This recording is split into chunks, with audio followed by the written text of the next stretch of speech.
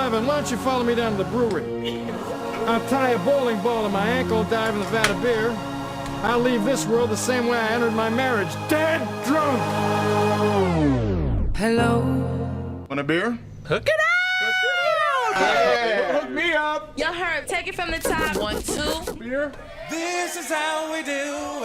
My mic sound nice, check 1. My mic sound nice, check 2. My mic sound nice, check 3. Are you ready? That's cute. I remember when I had my first beer.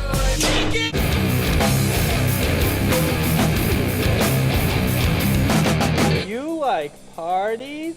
Yeah. We can invite all our friends and have soda and pie. Yeah! I hope no bad people show up. My mic sounds nice, check 1. My mic sounds nice, check 2. My mic sounds nice, check 3. My mic sounds nice, check 4. My mic sounds nice, check 5. My mic sounds nice, check 6. Are you ready? You want some of this milk? I'd rather have a beer.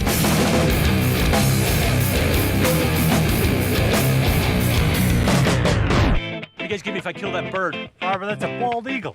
Get away, Baldy! Yeah! Oh, hello. Yep. This is The Wort with Mike, Pete, and Steve. GovsRadio.com. We are live tonight on Facebook, on YouTube, and, of course, on our home radio station, GovsRadio.com. Can you guys hear me all right? I feel like I sound low in my headphones for some reason. Low and slow. Low and slow wins the race, It's like Peter. some good barbecue. Yeah. Is that okay? I'll get to smoking meat later. Thanks a lot, Great. everyone, for joining us tonight. Of course, if you want to leave a comment, leave a like, share the show, all that's good. I'm not going to do what Graz does and beg people to share the show. I could give a shit less, and we'll do just fine. Please don't do whatever Graz does. No. So we continue to have a show. Yeah, all of the things. Thank you. Public service announcement coming from Pete. Thanks very much. Thank you, Peter. Tonight we are sponsored by Vintage Club Beer Shirts. Vintage Beer Shirt Club, if I could do it right, and I could do it in 4 different orders if you'd like, but vintagebeershirtclub.com. Go to Vintage Beer Shirt Club. Vintage beer. .com for all your vintage beer shirt needs. Type in the promo code WART into the promo code area and get a percentage off your first order. We are also sponsored by Brewbag. Buddy, Scotty, and Brewbag. That's our boy right now. So we joined their what do you call it? The social media influencer club now. So I hate that term so I know very much. it's very very douchey if I have to say so myself. But whatever, he was already sponsoring our show before we became a sponsor of his product, so I get the relationship, and that's the way it was supposed to be from the start. Go to brewbag.com to play your cornhole beer pong today. It's a hell of a lot of fun. Pete, Steve, and I enjoyed a good couple of games the other day, and every time we go out to a backyard and have a couple of crispy boys in the backyard, we are definitely playing some Brewbag. So if you go to our Instagram and you go into our link tree, there's a connection to get your percentage off. Just click on the Brewbag link in our bio, and you will get a percentage off your order. I think it's like 15% or 10%, somewhere in there. So go ahead and order yours today, brewbag.com. Steve, take it away with Rosie's Draft Solutions. Rosie's Draft Solution. Rosie's Draft Solution, family-owned and operated draft beer servicer and installer. He will service, complete. I will get this right one of these days, kids. No, I wasn't giving you the look because of that. I touched my phone and the music stopped. So you know what? I was just like, fuck it. I don't even care about the music anymore. In post-production, the podcast version, I can edit it any way I wanted to. So you know what? We don't have to hit no posts. Go ahead. Rosie's Draft Solution. You can find them rosiesdraftsolution.com. They will take care of all your draft solution needs. They do draft system installs, system maintenance, line cleaning is their specialty. When we had our brewery open, those guys came in, did such a fantastic job. We recommend them to everybody. And they will do draft lines, draft systems for any event. So if you need jockey boxes for events that might be coming up in the near future, hopefully, once this sort of shit show is gone, Rosie's is going to be the one to take care of you. You can reach them at 631-219-2299. 2075. That's right. And tell Nick the Wort sent you. Mike, Pete, and Steve right. from the Wort sent you on over there. It's obviously he's doing stuff here on Long Island, but he'll expand out if it's something that you need. Obviously, as your bars and restaurants open up and need more capacity and the taps are flowing, you're going to need your certified clean tap award from Rosie's Draft Solutions. So check them out. Also, and they do emergency. Yes, they do. Emergency repairs as well. Like my Should your shit lines is leaking. fucking blow up? Yeah. Is yeah, leaking my system into blew the- up, and that's a problem. Please help. I need all of the squeegees. Call Rosie's Draft Solutions. Also, tonight, quickly sponsored by Tavor. Go to Tavor.com for a beer at your door. Type in Wort in the promo code and get a percentage off your order. Go to Tavor.com. Of course, taphandles.com for all your tap handle needs. Go to Hartwell Wood Shop, boom, for rich mahogany needs. We got ours from Senior Jeff Hartwell and did a great job. And you'll see those around breweries on Long Island being sported at their tap systems. So you can get it cleaned by Rosie's. You can get it sported by Jeff Hartwell. And, of course, for any of the larger production needs, you got taphandles.com. And I think that's all I can stand. And I can't stand some more. Yeah. Tonight, we have a awesome program for everybody out there. Thanks a lot for... Who are we talking with? BrewersHardware.com. Oh. For all your those parts you need, you're a home brewer, you need to set up a system to do a small batch or a large batch at home, or if you have a production brewery and you also need a quick part. Nothing but tri-clamps, Pete. Nothing but Tri-clamp for tri-clamps. president. Yep. BrewersHardware.com. Good. They're a great sponsor of the show. Nice guys. And yeah, I don't know why we forgot them. I usually have them written down, but I didn't have my piece of paper here tonight, so sorry. But Brewers Hardware. BrewersHardware.com. BrewersHardware.com. Appreciate it. And they actually sponsor gifts out back to the brewers and our guests throughout the year. So really appreciate their support for the show and their support for the brewing community. And it ties back into the Wort Wrangler, who is still MIA at this point, but he shall be joining us any moment now. He's trying to get his mic set up, his studio set up. He does his own podcast called The Mash Pit, right, Pete? The Mash Pit. I started listening today. Yes. Good stuff. Yeah, we were having fun. It just came out. I've been talking to him for a while now, almost a year of trying to get him on the show because we really do like his craft beer brewer-based memes that just make us laugh out loud every time we see him. If you're ever wondering if that's poop or yeast, there's the Wort Wrangler. That's him. Indeed. I vote it's usually poop. But we also are welcoming in the people that are here right now. We have the Chris and Alyssa from the... And I was screwing up. I was saying Brew Girl Review Brew. And again, Vintage Beer Club shirt. I have trouble with 4-word names. I'm going to let you know right now. You want someone else to handle this one? No, you can do it. I'm trying to make it light, Pete. But go ahead, Pete. Now you got it. Basic Girl Brew Review. That's it.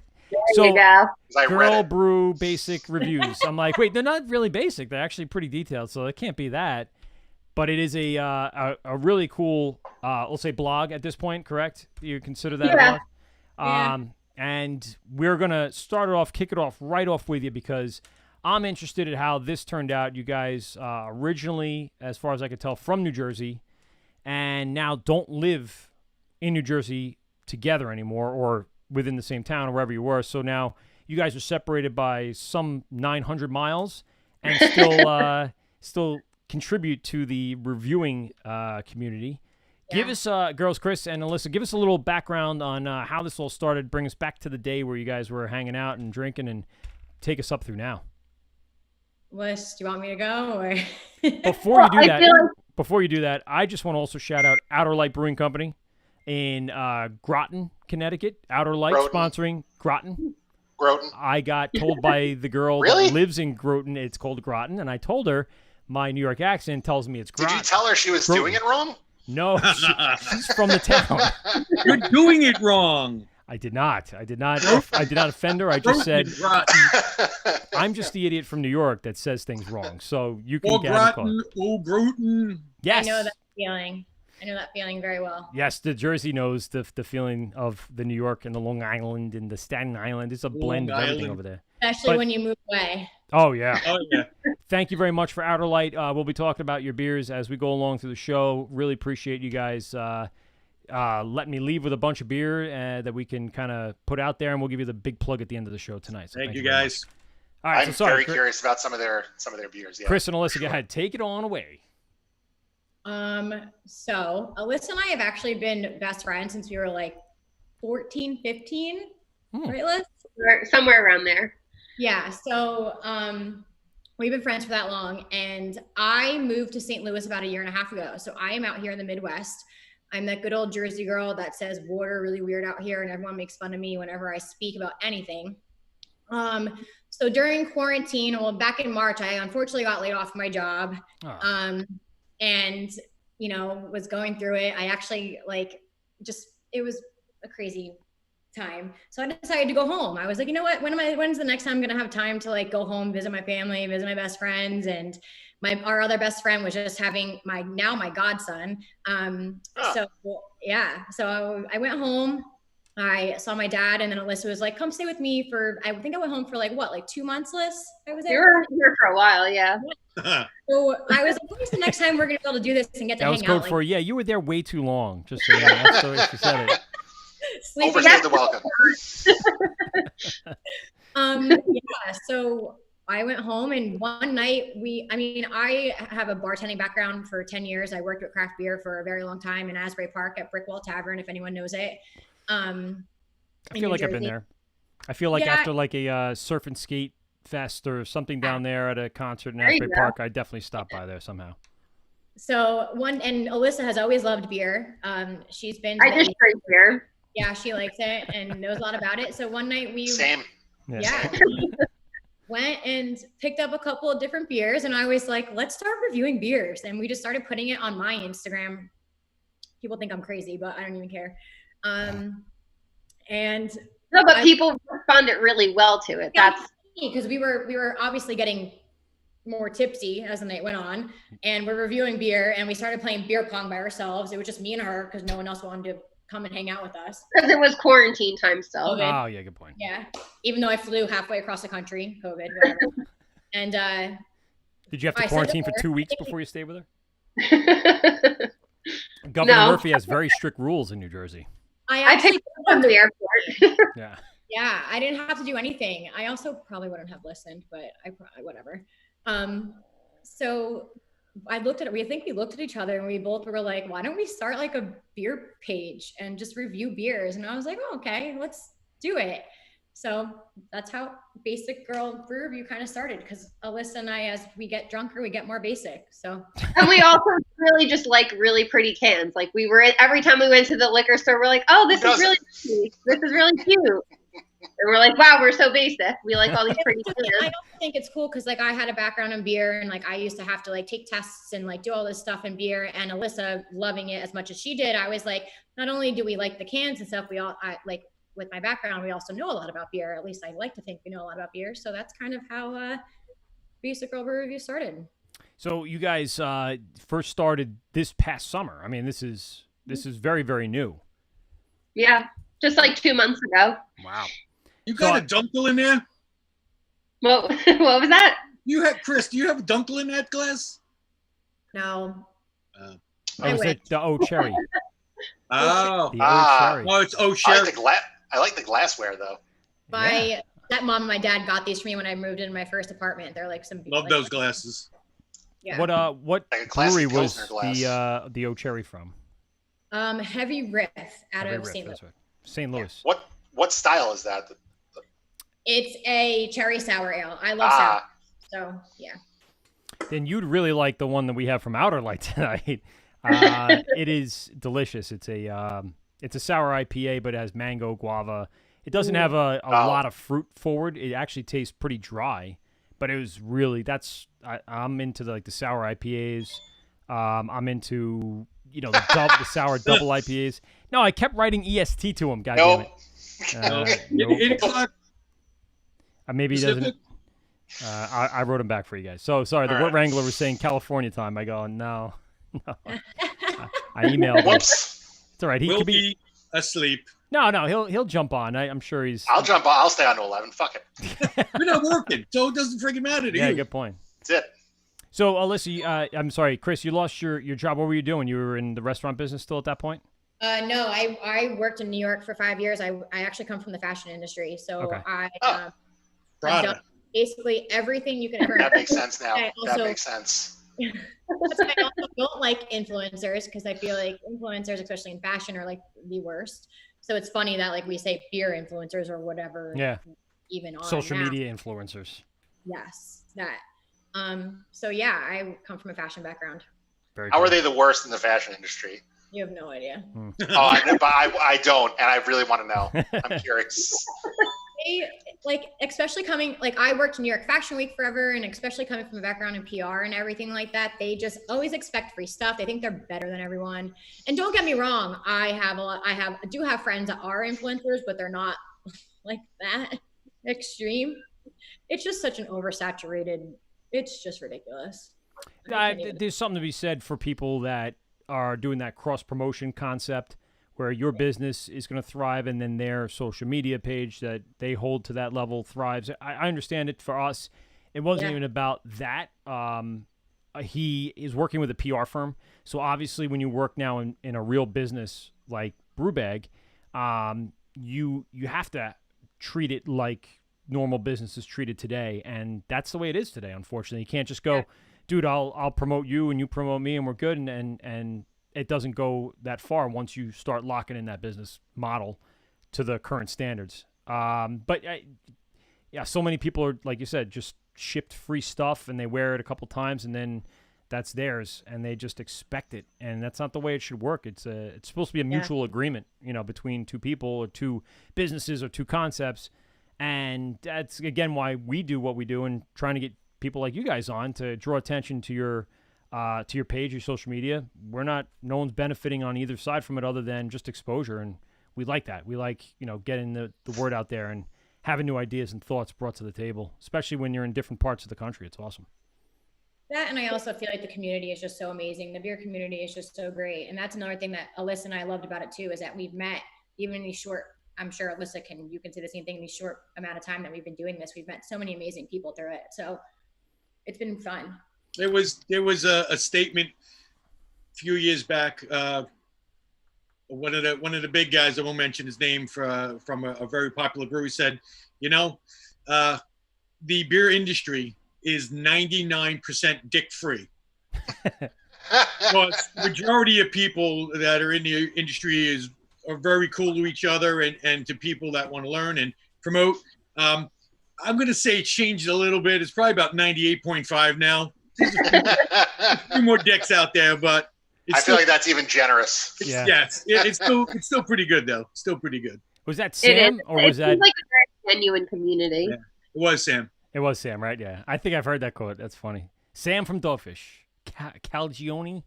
No, Sam from Sam Adams. Oh, Sam from Sam. No, that's Jim Cook. No. Sam from Sam Adams is like, I eat yeast and yogurt so I don't get drunk. He did say that. It's true. And it didn't work. Nah. So right now, girls, you guys are still separate, right? You're not back in New Jersey? Sadly. I'm here for you.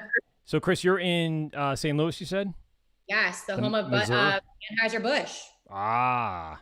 I'm sorry. How is that in regards to the town itself taking to the craft beer boom in the last 5 or 10 years? How did it transform a primarily corporate beer giant and now allowing space for the little guys?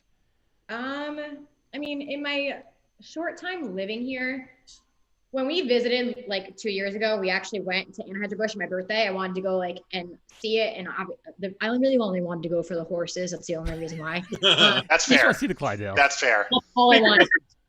But it was actually really educational. My aunt has actually worked for Anheuser-Busch for like 30 years, but out in Newark, New Jersey. So I was like really looking forward to it. But to be honest with you, there's the beer scene here in St. Louis. And I did not know this until we kind of started this page and I started like finding all these small breweries here. It's huge. Like Anheuser-Busch does own St. Louis. They really own like basically everything here, but the small brewery scene is amazing. And the people that I've met so far, and even in 2 months of me being home, they are the coolest people I've met here for sure. How many breweries out there use beechwood aging? Is that a thing out there? No? All right. I couldn't tell you. Stupid joke. Yeah. I apologize. Beechwood aged beer. Hang up. Hang up. We'll replace you with Antonio, with the Wort Wrangler, very easily. Again, that's fair. Yeah. That's fair. It makes sense. It makes sense. I do have to say, is Savage your real last name? Yeah. That is a great wrestling name. Jesus Christ. And Randy Savage, you know. You should be flying off the turnbuckle somewhere. Kristen Savage. Are you gonna make the transition from CrossFit to MMA? Is that Oh insane? yeah. CrossFit forever. And also, you gotta Go into the ring, you drink a few beers. Woohoo! You could be a TikTok influencer as well, with the Savage song being like the #1 TikTok song. Yeah. There you go. Yeah. Evidently now Savage is the biggest thing in the world, so it's great. And a word just to use for just killing it. So there you go. Walked right into that name. Are you a married girl at this point? No. Okay. And I was gonna say, so you're gonna lose that name if, in fact. Sorry, say again. No, make your husband take the name. Fuck it. Yeah. Great last name. I'm hyphenating. We fight about it all the time. I mean, they're both Irish last names. Like Savage is an Irish last name, and then his last name is Hayden, and I don't want that last name. So You could be the Savage Caden. Wow. And either way, no matter how you put it, a hyphenated name just makes the second name sound so much better. Like, I'm a Savage Beck. Oh God. It'll be on Jay Leno's or the Tonight Show when they do the wedding announcements. It's the Savage Burn Cyclops. I couldn't come up with a good 3 name. That's just stunk. But you're right. I mean, I would keep the Savage. I would keep that around as long as you possibly can. It's not going away. And put it as one of your future children's middle names too. Ooh. Yeah. That's good. Yeah. That's a solid flex. Yeah. As the kids say.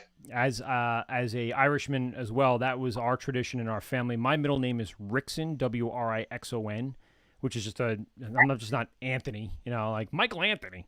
But then we named my son with my wife's maiden names for his middle name. So it's just a tradition that we're kind of passing along as it goes. My daughter will then put her son's middle name as her maiden name, and that's the way that I'll keep pulling down some part of my name, which will pretty much die with me in the end. I think so. I'm going to take down the entire O'Toole clan from Southern Ireland. Freaking Michael O'Toole. You don't want me to put the Irish accent on, and I got to say a lot of C words, and I'm not going to do that. It flows like water over there. It's a kid's show. I apologize. Antonio's still kind of trying to figure out his Zoom information. I don't know if he's trying to dial in. He's on Australia time now. Yeah. Well, you said Australia time, right? Yeah. That's good. All right. That's perfect. What? Alyssa, you are in New Jersey, correct? I am, yes. We won't give out the town, but northern or southern? The Jersey Shore. Okay. So, are you best friends with Snooki too, or? Yeah. It's like a big debate here. I don't like to say north or south because I feel like we're kind of our own little thing here. But the far east. No, I'm not friends with Snooki. No. All right, let me ask you. More importantly, do you eat pork roll or do you eat ham? What is it? Pork roll. Pork roll. There it is. What is a pork roll? It's definitely pork roll. You have to get down to the Jersey Shore, Peter. I would agree with pork roll. I don't know if I do. No, you It's don't. pork roll. Taylor Ham's the brand. Taylor Ham's brand. It's like calling a hot dog an Oscar Mayer. No one does that. Yeah. So listen, would I be assuming that you were at AC Beer Fest last year? You could assume, but I was not. But I went a couple years ago, and I had a great time. I've been to the Asbury Beer Fest before as well, and that one was also really good. Was that one outdoors? No, I didn't make it last year though. Was the Asbury one outdoors? It was in they have a convention center or convention hall, and it was in there. It was in the winter time, so it was too cold to be outside. Yeah. But I liked that one a lot because the AC one is great, but it's so big that like you wait in such long lines to get everything. So the Asbury one was like, you got drunk a lot faster. Well, being behind the That's the scenes plan. as we were, we had people coming to us with their beer, so I didn't even have to get on a line. We just had people after person just come up and talk about the beer, and then they just drop us off a 4-pack. And we're like, we have just too much beer. And you were said that we didn't have our Instagram yet, so I wasn't ready for it. But it was a really good time. The great thing about the AC Beer Fest is also the music. They always have like a lot of touring bands, not even just your local guys, which is nothing wrong with, but they have a full stage like it's a concert. It's crazy. Yeah, they've had some big people play there before. I can't remember who was playing this year, but I was trying to go this year. It was the Used, and I was very excited that I was going to miss that. That was Friday. But then Newfound Glory and Yep, Goldfinger. could do without that. Goldfinger was the other one. That I was That's a hard bummed pass. No, it's not a hard pass. Shut up. It's a slight pass for you. You've heard the songs and you know you're listening to your Sirius XM and it comes on. You're like, Superman. Well, you know what's you are. give me an example of a Goldfinger song. What's a Goldfinger? 99 Red Balloons. There you go. That's the one that everyone knows. It's in a That's million. the main one that comes to mind. Yeah, the one that was on the radio on K-Rock was like Mabel. You don't remember Mabel? Mabel. If it was on K-Rock in the 90s, I'm sure I'd know You it if I definitely heard have it. heard some of it, yep. I'm not going to sing them, so you're not going to get that wasn't from me gonna today. ask. No, you're not going to get that from me today. I got my bass guitar sitting right over there, but I'm certainly not going to play the bass line for it. I found the here he comes. I found that their lineups even the year before us, they had I think the Boss Tones. They had some really decent Yeah, no, they've had a lot of big people. Oh, Here in Your Bedroom. I remember that Yes, song. Here in Your Bedroom. Yep, that was another. Yeah, that's okay if I don't hear it live. Ever.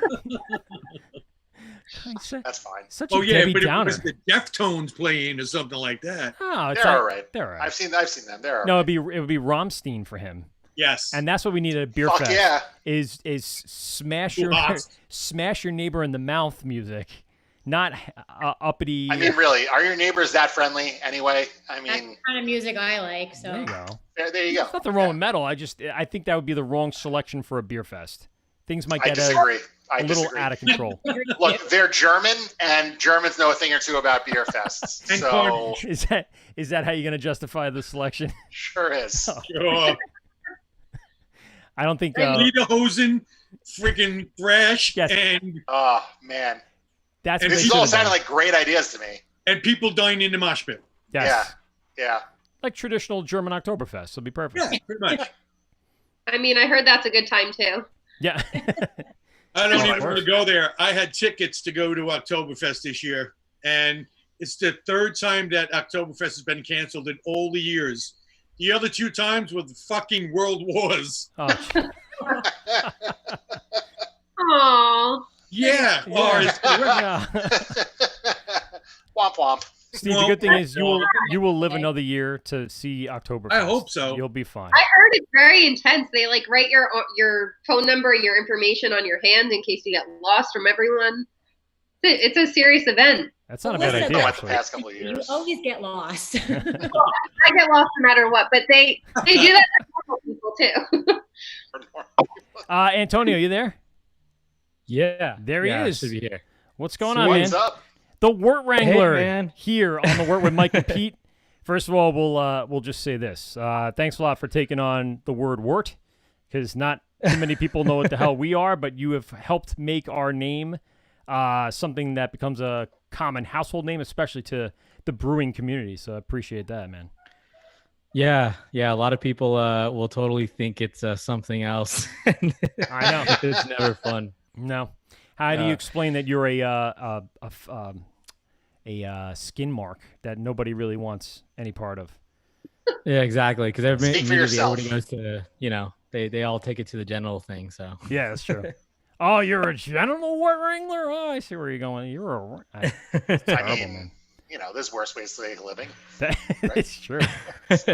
Oh, thanks a lot for joining us. I thought I was I got you on the Eastern Standard Time. That's My bad for not really sending Yeah, that home. that's my bad. I have a horrible attention to detail. It's it's just it's my thing. I literally was like in the middle of like my dog took a big crap everywhere and just smeared. So that was fun. I was cleaning that, and then I'm doing some laundry.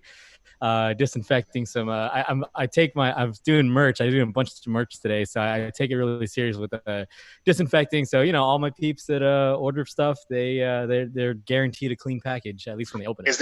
Is there smeared dog shit on the merch? Or... It's I was actually gonna give that as a surprise, but That's the surprise, everybody. That's like the nut roll for the brewers. Nut roll. Nut roll. That's what you get. Little doggy turd. Give your dog some peanuts and then package it up. So your Antonio, your let's say social media page has a ton of people, especially the brewer community, checking in, looking at this. I'm so sorry. Could you hold on one quick second? I'm so sorry about that. No, that's right. Got more shit to clean up. Yeah, there's now shit on my windows. There's shit on my phone. I can't even scroll on my phone because of the amount of shit. I wanted to quickly ask him how he even got to this point. He's we'll get to him in a minute. Girls, what I was going to Alyssa for in regards to New Jersey is, and we'll get to it a little more later. You had a beer before you picked up from Tuckahoe. Tuckahoe was one of the people that were at AC Beer Fest last year and was our first guest actually of the entire weekend. Great dude. Came on the IPA, double IPA, hazy, all that stuff that he's doing is delicious. But then he had a really good lager that kind of took me back a little bit. So I got to go back about a year later now and really try more Tuckahoe when we get down there because I think they were slated to be there this year. It's so I'm gonna check it out. funny you say that because I feel like I've purposely not been trying them because they're so close to home. So I want to actually just go there and like really get the full feel of everything there. I'm like, I want to just get there, but I haven't been able to do it yet. So I'm like, I'm caving tonight. I'm going to try one and see how it is. And I like it because I like the can, of course. That is some nice can art. What style is it? It's actually a sour, which is actually Kristen's favorite thing, but I just really like the can. It's Blueberry Fields Forever, and it's like little homage to the Beatles, and it's cute. Oh, that's cool. Oh yeah, walking across the street. Got the bubble letters up top with the Mike, sunset. thank you for not giving me the sour IPA, by the way. I know you wouldn't like that, so I gave you the extra green tea pale ale. Speaking of sour IPAs, have you guys had the Victory 6-point sour IPA? Was that a collab? Yeah, Alyssa, what's the name of it? You have the The can there. Cosmic Handshake, maybe? It's a cool name. Feel like I have, but I was. If you can get it, it literally is probably one of the best beers I've ever had in my whole entire life. Is there Galaxy in it, or is there some other clever wordplay going in the name? So the can should be in your room, I think. Well, She's gonna make her get up. I had 3. All you did hear was like cans being rummaged around. And she's digging through a pile in it. It's a garbage bag. She's got to recycle them. She's Hey, like, oh, there it is. Oh wow. large bag. How about that? I was not far. I was not far from that. The three ones I had this past weekend were the golden sour monkey, the twisted monkey, and That's good. the other one. There's 3 of them now that they make, It's, and they're like Victory. they're like 8%. It's crazy. There it is. I believe I've had that. Cosmic. I'm not Handshake. actually an influencer, so I don't know how to hold the can up to the screen. Well. All right. Was that right? Does it have Galaxy hops in it? 6-point brewery, Cosmic Handshake, sour New England style. I don't really see the word galaxy anywhere, but it looks like a galaxy on the can. Okay. Which is it'd be an awesome part of the review. It'd be like, it's got to have it in it. It's got to have it in it. I was like so pleasantly surprised by it. So if you guys can get your hands on it, it was amazing. I'm still trying to look for it out here, and I won't find it. Alyssa, you said it was a sour double? Yeah, that's why we liked it so much, because I like IPAs better, and she likes sour, but it had the right balance of both. That's why I've been really liking, like Hudson Valley's been doing those double sour IPAs, which are delicious. Those are, No. Yeah. 8%. Those are for real. Some of them are a little too fruity, but they're still delicious. Antonio, you back with us? Yeah. What up, buddy? back? Tony. I'm just gonna say Ant now. I'm not gonna keep saying your full name. Totally or the Wort Wrangler, which I'm sure a lot of people just call you by, hey, Wort Wrangler. I know you. Nah, just call him I mean, it happens. It happens, but I do not have that big of an ego, so I just tell everybody say Antonio. There you go. I was gonna ask you a question before you jumped off. So I mean, you've gotten something like 12,000 followers, if not more. How the hell did you start on this path? And you stop me if I'm wrong. You were never a brewer.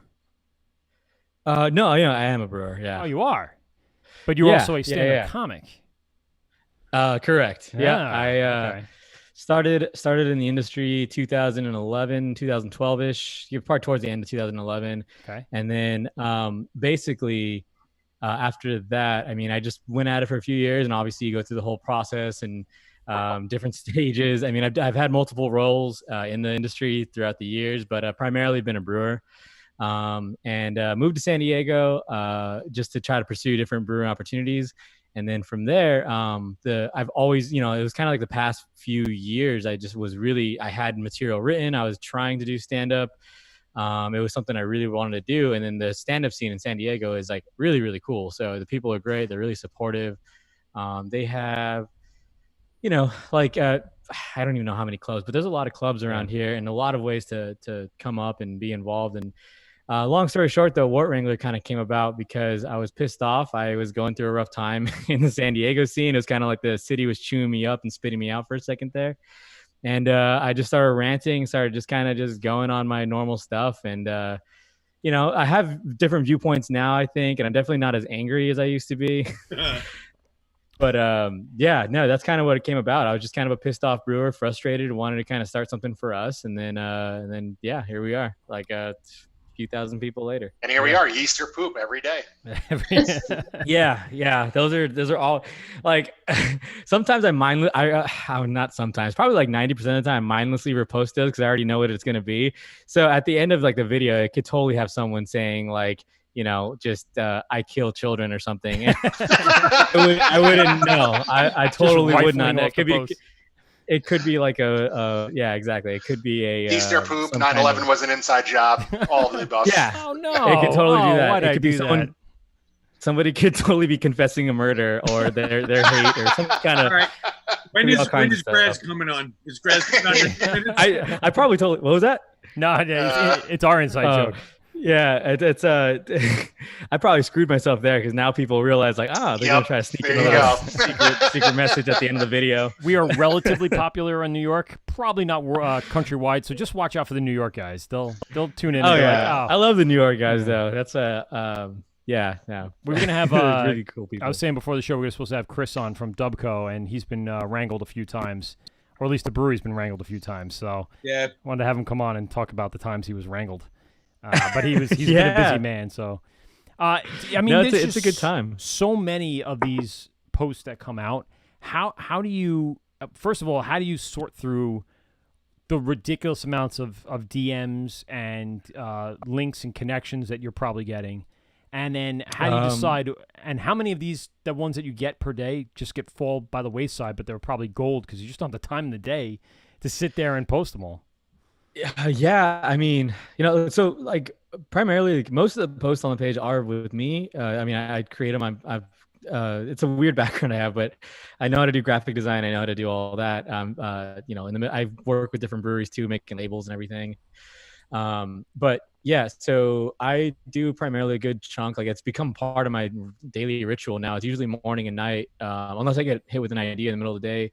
And then a lot of the people that do send stuff, there's a shit ton of people that, no offense to them. Sometimes it's like, that's why I know comedy is subjective and sometimes it's not for me. So then that's why I started like this big group chat called the 1K Academy. Because basically if you make a post and if you get more than 1,000 likes on the page, you just get a completely like free pin and kind of like little thing just inducted in this little Hall of Fame we created. And it's a weird process. Normally, like my morning is I catch up on DMs. There's a couple hundred I have to deal with. I just usually just start my coffee. Yeah. It's kind of part of the morning ritual. And then I just skip through. There's a couple dick pics in it. I'm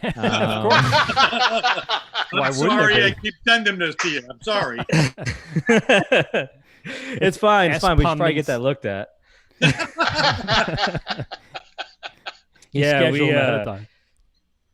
Exactly. Yeah, we pretty much, So I just get a bunch of those, a bunch throughout the day, and it's kind of just I got to stay active with it. It's really taken up a good chunk of my day. It's got its ups and its downs, but there is some that do fall by the wayside. There's some that I completely forget. There's some that, it's just all kinds of stuff. It definitely, there's no perfect way of dealing with it though. I do appreciate the new movement for Tri-Clamp for president. It's fantastic. And I'm sure that definitely helps when you are selling merch through the Wort Wranglers website for that. And I'm sure there's a bunch of brewers that would love that shirt to be around the brewery for the inside joke. Oh, yeah. Yeah, no, it's definitely a good time. A lot of people liked it. I'm already starting to get some different tags and comments because people are claiming that it's calling out Pliny for president. I know they had their thing. It could be a thing. I don't know. It's all about what Russian River wants to do. Now, I'm up for a political debate any day. Yeah. When did this first the site, the social media account start? It's been going on 2 years. It started, I believe, officially somewhere around October 2018, give or take. Okay. Somewhere around there. So it's, relatively new in the world. It's not been around for 10 years or anything like that. So no, it's pretty new. It blew up kind of fast and super, super fortunate. So so what brewery do you work for? That was my question from before and I forgot it. Now I just remembered it. Yeah, I know. Everybody wants to know. So right now I'm in the middle of a, thing with COVID and stuff, full-time stuff. But primarily what my answer is going to be, I'm basically part-time right now with Creative Creature, brewing company. I'm surprised we actually got that. Yeah. So we, they're really good friends of mine. They're really good family. They were kind of the first brewery to really give me a family here in San Diego. Because like I said, I had a rough start. When I first came to San Diego. And where'd you come from? How so? What was that? Well, how was it a rough start? Yeah. Well, there was some, long story short, I had some medical stuff going on that really ruined a job opportunity for me. And there's a whole thing. Legal, that's why I don't. Tri-Clamp surgically removed from his hands before he could start getting the work done. Exactly. Mm-hmm. Yeah, it's the true beer Jesus. Yes. We basically...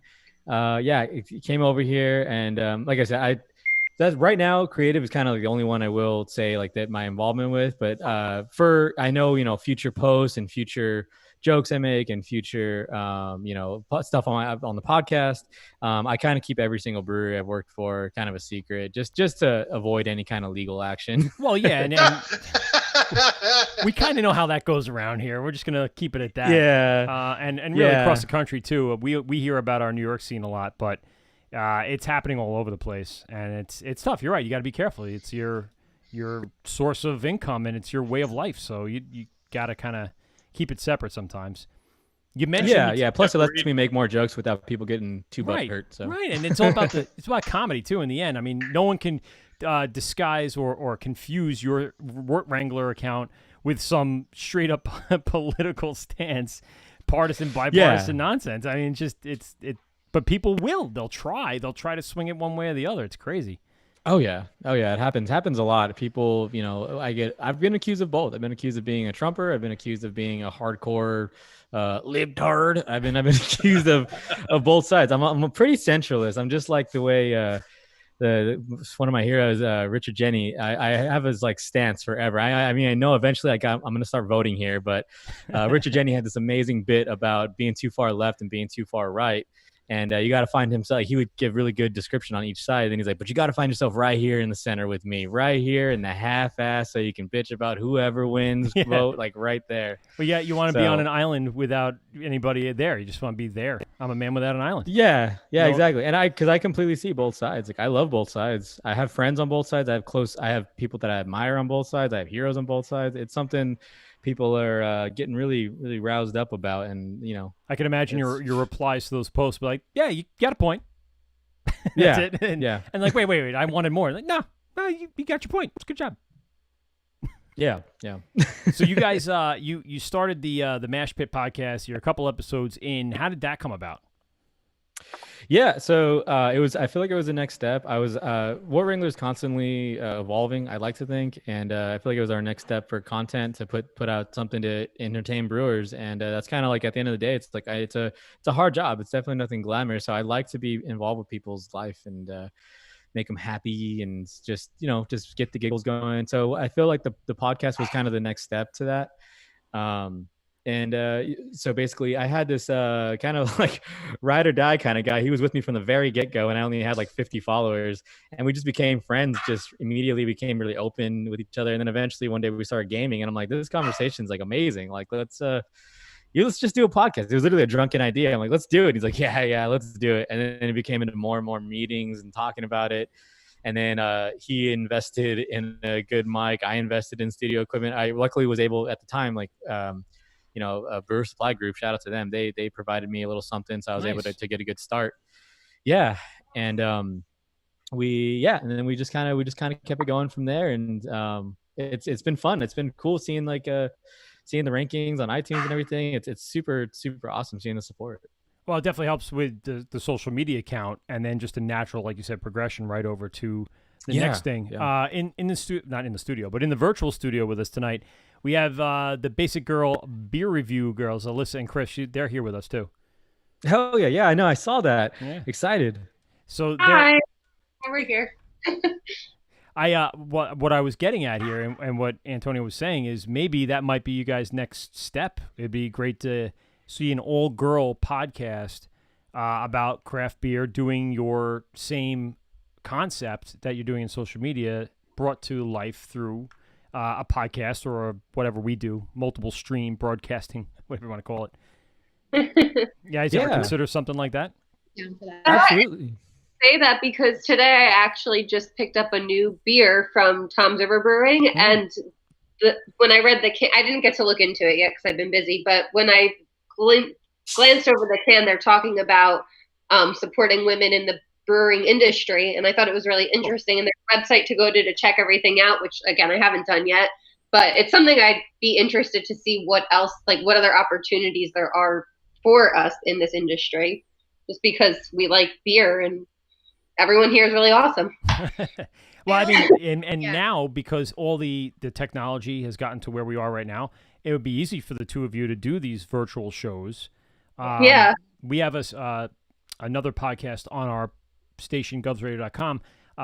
Jen and Marla's Ageless Adventures. It's an older woman and a younger woman, and they talk about certain elements of life and stuff like that. But it's interesting, and it's the all-female perspective is what I find interesting, because I sit and listen to Joe Rogan, and I'll listen to Mark Maron, or I'll listen to Bill Burr, and I'll listen to comics and other guys, and scientists and all that other stuff.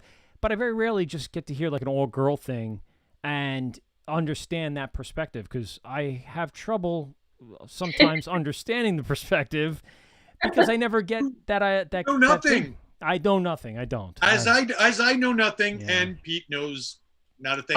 Even less. Probably less. And that's the point. That's right. I would definitely be interested in looking into it. This whole industry itself, especially what I have noticed even in the beerstagramming industry, or social media beer industry, is what you want to call it, is there's people like, I feel like the one thing that I love about Alyssa and I, especially with like my background and her background, is that we do know a lot about beer, and that we genuinely like to talk about it and genuinely like to drink it, where there are people out there who just really do it for like, the pictures and do it for the gram, the half naked, pictures on social media and stuff like that. And even in the fashion industry, I wasn't like that. So I try to go away from that. Don't mind my cat here. Sorry, guys. I try to kind of go away from that, and I like the idea of being like a woman in the beer industry who knows and has a knowledge of stuff like that. So that's something that I would love to like even look into in the future.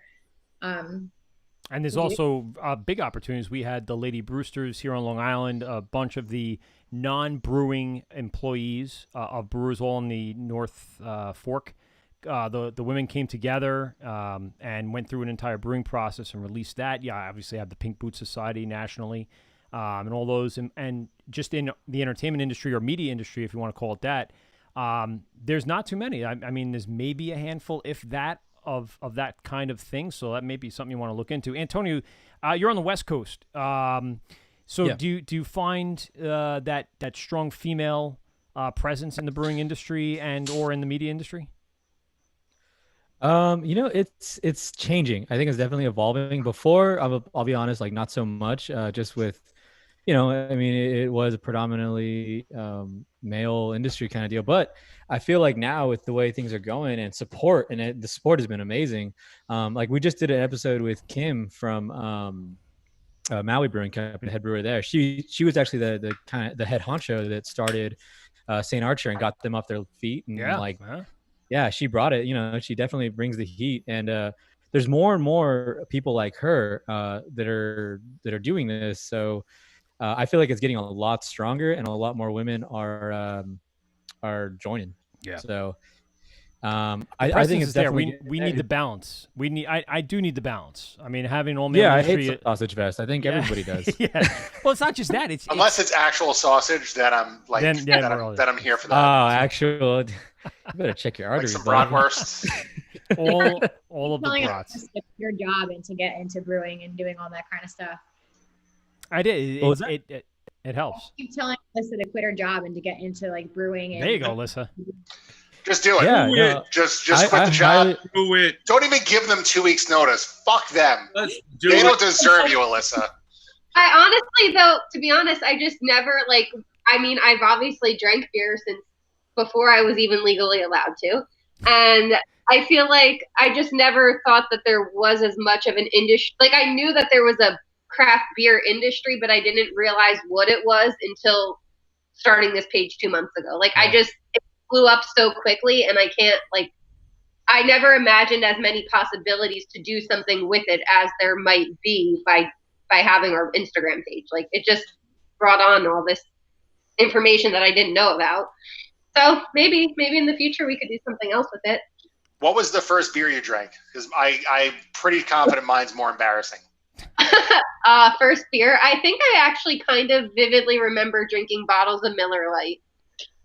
Okay, yeah, I have that beat. How old were you? That's not too bad.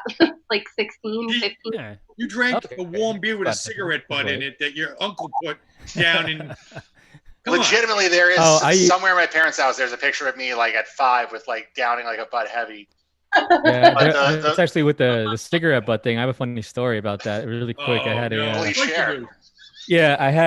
had a buddy who we were in high school, and this was how sick he was. He would like collect all like his cans from his stepdad that would drink and throw cigarette butts in, collect it all in a bucket, and then chug that and get drunk on like Fridays. Oh God. That's like swallowing dip. You're gonna just yak. That's like basically the shots that we call at the bar. They're called dirty jerseys. Where the leftovers of all the shakers, they go in a bucket, and at the end of the night, who's doing the bucket? I always give them to like the annoying customers that would like off so bad. Oh no, this is the top shelf shit. It's all good. Good. Shake it up. Antonio. I was gonna say Ant, but then I was going to Anthony, and then I go to Antonio. So anyway, they both work. The scene out there. I mean, you went to the mecca of pretty much craft beer, besides maybe Colorado, or there's a couple others that would rival it. But I mean, San Diego is the epicenter. So how have you seen the scene transform in the last few years in regards to saturation or anything like that out by you? Oh, it's I feel like that's what really developed the hype scene of like having hype beer and pastry stouts, and we really pushed it to the limits with all that. I feel like there's a lot more innovation. It's so much. Before it was really chill. Before you used to I would go to any brewery. Most likely, it would look like I'm in a garage, and that'd be that. Here's our IPA. Here's our red. Here it is. Boom. It's done. It's clean. Nowadays, everybody has to make. Everybody's fighting for those for those seats to be taken up. Yep. So you see a lot more innovation with tasting rooms and making things, more events, more trivia stuff, midget wrestling. There's all kinds of stuff people are doing to really get those numbers up, and sticking, $4,000 worth of vanilla in your beer. There's, where does the line between innovation and just silliness? Where is that line for you, do you think? I don't know. I mean, I'm nobody to really tell. I think to me, I mean, I'm a straight whore for the dollar. So I'll do what it takes. Antonio, at first I thought you were literally describing. What's the dumbest adjunct you've ever used? Yeah. What's the what? What's the dumbest adjunct you've ever used in a beer? Or you've seen used. We'll put it that way. You've seen used. Seen used. I mean, seen used. I mean, I think the mustard thing, that was pretty gross, right? With Oscar Blues. Dirty Water Dog beer. Yes. Yeah. I thought that was like a fucking joke. No, that really existed at one point. And then I saw a couple other posts and like that's a thing. Yeah, I'm actually trying to get my hands on it for the podcast. I've been really working hard to try to get my hands on it. That'd be a great review, girls. You do the Dirty Water Dog beer.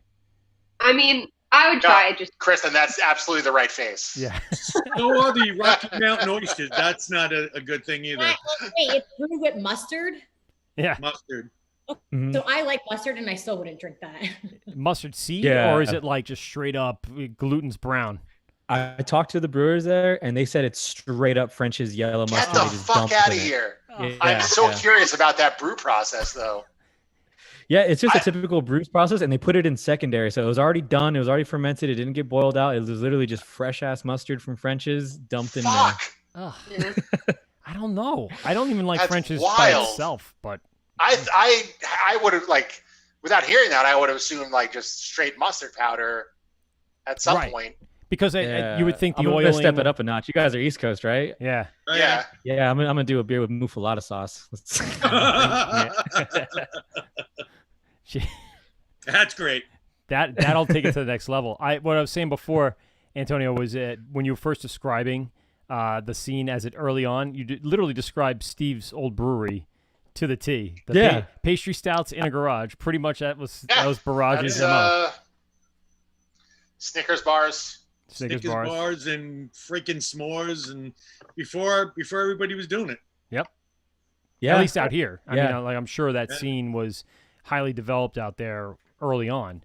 Where is it going now? I think right now it's we don't know, with COVID, with what tasting rooms are going to be looking like here, but I definitely know the can innovations blowing up, a lot more online orders. Yeah, I think it's just going to lean towards that way. A lot more. Unfortunately, like the bigger dogs are the ones that are probably going to win the battle of who's going to be drinking the core beers out in the market. So, when it comes to, you can't just put a Pilsner out anymore in a can and be like a medium small brewery anymore. It doesn't really do too well. I think from what I've seen, I feel like Creative's got it done right. They're blowing it up, and I have in my hand doing the hype thing. Sir, Dude, I have I'm in so my curious hand. to try that. I didn't want to. I wanted to like actually savor that beer, so I didn't. I drank it. Out. That was the first one. Yep, it was good. First one. It sounds real like. It's a crispy. Sapporo, I fucking love. So I have I love rice lagers. Yeah, this one came from Outer Light Brewing Company in Groton, Connecticut. I still think they're saying it wrong. They live there. I'm sorry. Anyway, they're wrong. So it's Suzuki Method. It's a Japanese style rice lager. It's the first one I had when I sat down, and it is now the first one I have tonight, and it's still good. I love Japanese beer. Japanese beer is great.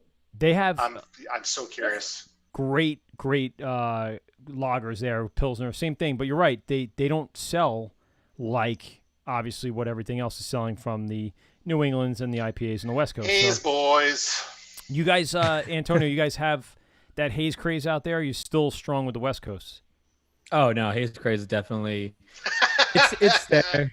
It's still there, but I mean, West Coast is coming back though, because we kind of are. I think a lot of locals are really missing it, and a lot of locals really want that clean, crisp, obviously, West Coast piney finish, floral, citrus, all that good stuff. But The hazy is still, it's a staple for a lot of breweries right now. It's here to stay.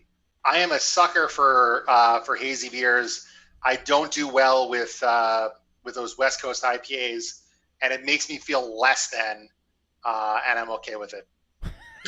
Like, it makes me feel like less there's than a little bitch who likes these terrible beers, but that you nice, like what you nice like. lager. That's it. That's who you are. Alyssa, Zero apologies. Alyssa, you like the IPAs out of the two of you. I You're like the IPA girl. I like the IPAs, and I've actually been like very into the hazy IPAs lately, also. Yeah. What's and your, like go-to? My go-to? Yeah. I don't even think I could pick one. There's just so many that I really enjoy. But I am curious, over on the West Coast, are a lot of the breweries out there starting to do seltzers now also? Because I've noticed it popping up here a lot lately. For fuck's sake, right? It's like not taking over, but I feel like it could potentially go in that direction, and so I'm curious if it's like that everywhere else, or that we're pretty close to that in New York and on Long Island. Every brewery's doing one or two or more, and some of them are mass producing them and putting them out everywhere, nationwide. So, yeah, I mean, like, it's not something I'd ever drink, but like, I can't fault. Like, it seems like a license to print fucking money. So why wouldn't you? Well, it's just interesting. I feel like you pride yourself on brewing beers, and now, I mean, who wouldn't? Hey, especially in these times, you got to keep the fucking doors open. So you do, and that's what's selling right now. It's just crazy. It's just interesting. I was just curious if it's like that on the West Coast also with the breweries. I'll give you a story. Well, maybe he hopped off for a second, but I'm right here. I'm sorry. No, I think it was the last bit of audio, like right before that, kind of cut off. What was the question? It was if go ahead, Alyssa, go ahead. Oh, just are there a lot of the West Coast breweries starting to come out with seltzers now as well? Oh yeah. That's actually the new. Yep, I would say. Well, hazy was like blew up first, and then everybody, of course, you got to have like 2 or 3 hazies on. And then now seltzer is like, it's mandatory. Like everybody has at least like one. I would say most breweries, like 95% of breweries here, like you're gonna find a seltzer on for sure. So and I'll tell you probably how I see it from the standpoint of when I was in college. You know, obviously we go out and get a bunch of Bud Lights and whatever it was you could find for a 30-pack that's cheap. Now I went to a college graduation party a few weeks ago. Every single kid, guys and girls, aren't showing up with Bud Light. There's no beer. It's all seltzer. Every single one of them have seltzer. So it's kind of that wave going into the younger crowds, the college crowds, that are making it probably more popular. And as they're in the last few years graduating and getting into being actually 21 to 30, it's the thing that they drink because apparently they think it means you're not going to gain a single ounce of weight. Or low cal or something, or they might be. I don't know. It's still alcohol. It's alcohol still has to be processed. There's a grapefruit. When the fucking grapefruit Truly your wife wrote over is still in the fridge, Mike. Good. So I just good. It's going to stay there forever. Say that. Yeah. Kristen, what were you saying? I used to make fun of people at my bar that when we used to, people could order like coolers of White Claw for like $100, literally. And I used to make fun of everyone that used to drink them. But I'm a very avid CrossFitter, and like I count my macros, and beer is like not. I know that's crazy. It's whatever. That's what are macros? Because that's I'm sure what I think of a macro is very different than what you think of a macro. Micros. It's just like you're counting your food calories basically. So like for someone like me, like I have to have 2,500 calories in a day in order to gain muscle and weight and like be able to like lift heavier and stuff like that. So like I see, for me, it's a list of series of commands in a control system that'll tell the TV to do this. That's a macro. That's a macro. Yeah. That's a macro. And in regards to calories, Pete's not counting. I'm just throwing it out there. Yeah. Obviously. Like in the past like year and a half when I started competing in CrossFit and doing smaller competitions and stuff like that, seltzers were better for me to drink other than beer because they are in lower calories, and I count that into it's better than drinking like a 300 calorie or 200 calorie beer sometimes. So for me, I've appreciated some of the seltzers that have come out. Don't get me wrong, I love my beer. I will never go away from beer. I will love it forever. But there are those days where the seltzers I'll take for sure. It's like you're Our writing pastry stout's very high in protein and therefore great for CrossFitters. Or is that a room cry for? Maybe that's what needs to come out next is a high protein beer. That'd be so amazing. That just sounds gross. Yeah. I just picture some like thick Chewing. like creatine, weird kind of those nasty flavors. That'd be cool though. Kristen, It would sell. I was imagining you write a letter like It a Civil ripped- War. it ripped and ripped at the same time. Yeah, I know. was picturing you writing a letter to your beer on the front lines in the Civil War. To my dearest love, I will never leave you. I will never. Honestly, though, that I'm imagining a brewery on Long Island that has recently got into some a kerfluffle that came out with like a lifestyle beer like that, where it's eating with All of them. Was They- what- White Claw, Miller High Truly. Life or whatever. No, not High Life. What are you talking about? Michelob Ultra. They're competing with Michelob Oh, Ultra. Well, Yeah, Mick, yeah, Mick Ultra is known for like, so a lot of my being from New York and like obviously like, living in the city and working out in the city and stuff like that. Mick Ultra's like the fitness beer. It's a low calorie beer, so all of their Instagram are all fitness people who drink it after they work out, which Influencers. is insane to me. But yeah, Yeah, Crazy. doesn't all like bodybuilders do that? You know, you get done working out and you Absolutely, and just drink a diuretic of Yeah, shit beer. Yeah, I mean, Mick Lights, you're good to go. makes total sense to me. Fat guy that I am, but whatever. Antonio, so I mean, you have the podcast, you have the social media page. You're doing stand up. You said San Diego, La Jolla even has a great club. What is this? So we broadcast in our studio usually from Governor's Comedy Club in Levittown, Long Island, the biggest and the baddest comedy club on Long Island. Ooh, yeah. And them reopening is a very difficult and kind of like a tightrope they're walking to try to get the business started back up. What's the comedy scene like out there in San Diego? Are they open? Are they closed? What are they trying to do? I think it's mostly closed from what I can tell. We tried to I guess what I consider like home base for me comedy club wise is American Comedy Co over here. They tried to do some outside stuff. We tried to change the thing to we're protesters and not comedians. So Yeah, we throw that in there. tried doing that. Yeah, that made the local news. That was cool. This is a religious ceremony, and we could do what we want. We're praising Xenu.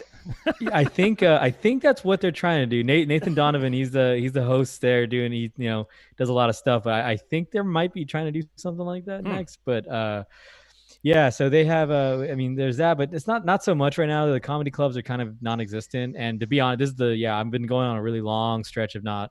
That's also kind of another reason too for the podcast is to just say some shit, work some stuff out. Work some stuff out, still trying to without since I haven't been able to be on stage. I haven't gone on stage probably since I want to say late February. I think that's probably the last time I actually been on stage. It's been a long time. What's interesting is San Diego usually has the reputation of being bright and sunny and beautiful all the time. So between the comedy and the breweries, are they adapting by just moving everyone outside? I know California had their problems and rolled back a little bit. What's the overall situation out there? So it's been a lot of outside movement. A lot of people are doing these ABC permits to extend your area. You still got to fence it off. It's like $100. Hold up. That's not bad. Oh, I had a burp. Yeah, it's like $100. You fill that out and put the barriers up. I think it's like a 24-hour waiting period right now too. It's actually pretty quick. Wow. And a lot of people are expanding their outsides for right now. Comedy scene, like I said, these clubs are in really tight parts, so it's like in downtown and stuff. There's not really any room to do anything. So but breweries are moving outside for sure.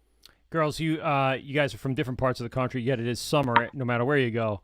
How are breweries adapting by you guys and places of business to kind of get outside and be outside in order to continue conducting business? By me, really well at the Jersey Shore.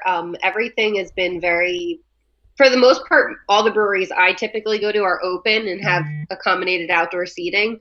Okay. The exception of Icarus, like we were talking about before. Not that they have, I mean, they're doing what they can do. I'd like to be able to go there and really hang out and whatever, and I haven't been able to do, like, we wanted to do that while Kristen was still home, and obviously we were not able to. Yeah. It might be different now, though. I was trying to get her there while she was still here, but it didn't work out. But for the most part, everything's been adapting to everything that's going on, and I've really enjoyed it because I like hanging outside and drinking the beers, especially where we live. It's great to just be outside and doing it, so it's nice. Yeah, it's a little different here in St. We actually are allowed to sit inside places here with restrictions, obviously, but the one brewery here that I can sit inside is Alpha Brewing, which we were able to sit inside, but a lot of the breweries here would rather everyone be outside, so they set up kind of extra stuff outside to most of the stuff. But we are different where I know other than where you guys are and in California and San Diego, which I love San Diego. It's literally my favorite place in the whole entire world. We can be inside. Like, I've eaten inside, I've been in breweries inside. Like, we're a little different out here on the Mississippi. So yeah, Mississippi. I know it comes out real well. Well, even for like even up here in the Northeast, Long Island's pretty strict. New York in general, there's a definite percentage capacity. But even going into New Jersey or even in Connecticut, I find it's kind of loosened up a little more.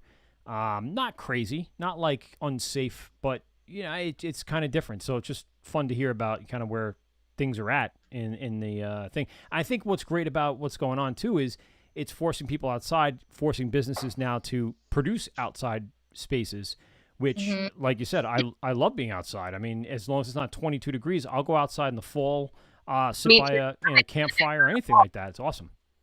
I'm a little worried what's going to happen in the winter. Like, I've actually really been thinking a lot about it lately. I'm getting a little depressed thinking about it because I'm like, everything's going to have to shut down again. Yep. But I mean, hopefully everyone can figure something out. Maybe heat lamps. I don't know. I heard it's going to be a cold winter though, so we'll see. Maybe everyone wears a fucking mask. Who knows? Crazy thought. Whatever. When I was home, Alyssa and I were in Shelter Island, New York. My family has a house out there for a little bit. We were in bars, Alyssa. We were playing pool and stuff out there. We were, which is weird because being here, like not far from there, everything is closed indoors still. Yeah. But yeah, we were inside a lot of places there actually. Yeah, we went to a couple of safely went to bars, a couple places out there. So yeah, that sounds on brand for the East End. Yeah, that's about right. I mean, it's a lower population out there. I don't know what Shelter Island's numbers were.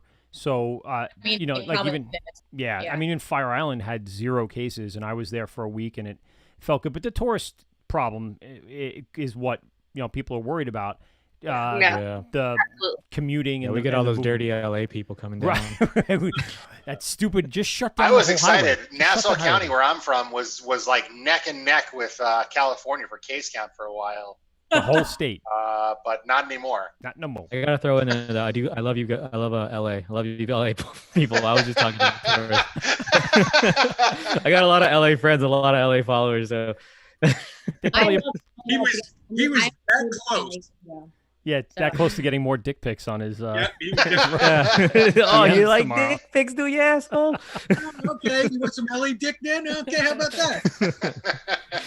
Yeah, no, I love the people in LA. I get so stressed out with the traffic, and I don't know how they can deal with that every day. It's that one highway going down. It was an hour drive. It's not an hour drive. It took like 2.5 hours. But either way, once you get down there, everything's just more spread out and seem more relaxed. Yeah. So that's I get it.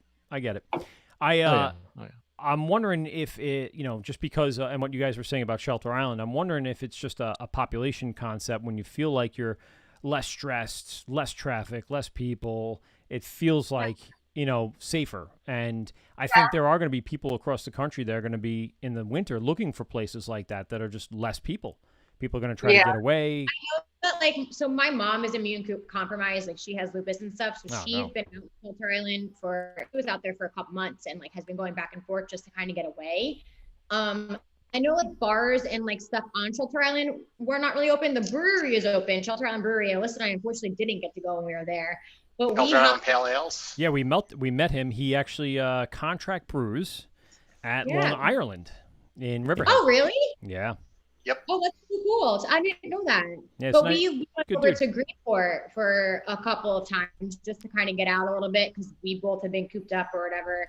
And we had a good time, but like you said, like the population definitely is. But then at that point too, Alyssa, there was a lot of people at bars at some point. I know, it's funny that because I'm really thinking about now being out here and everywhere here.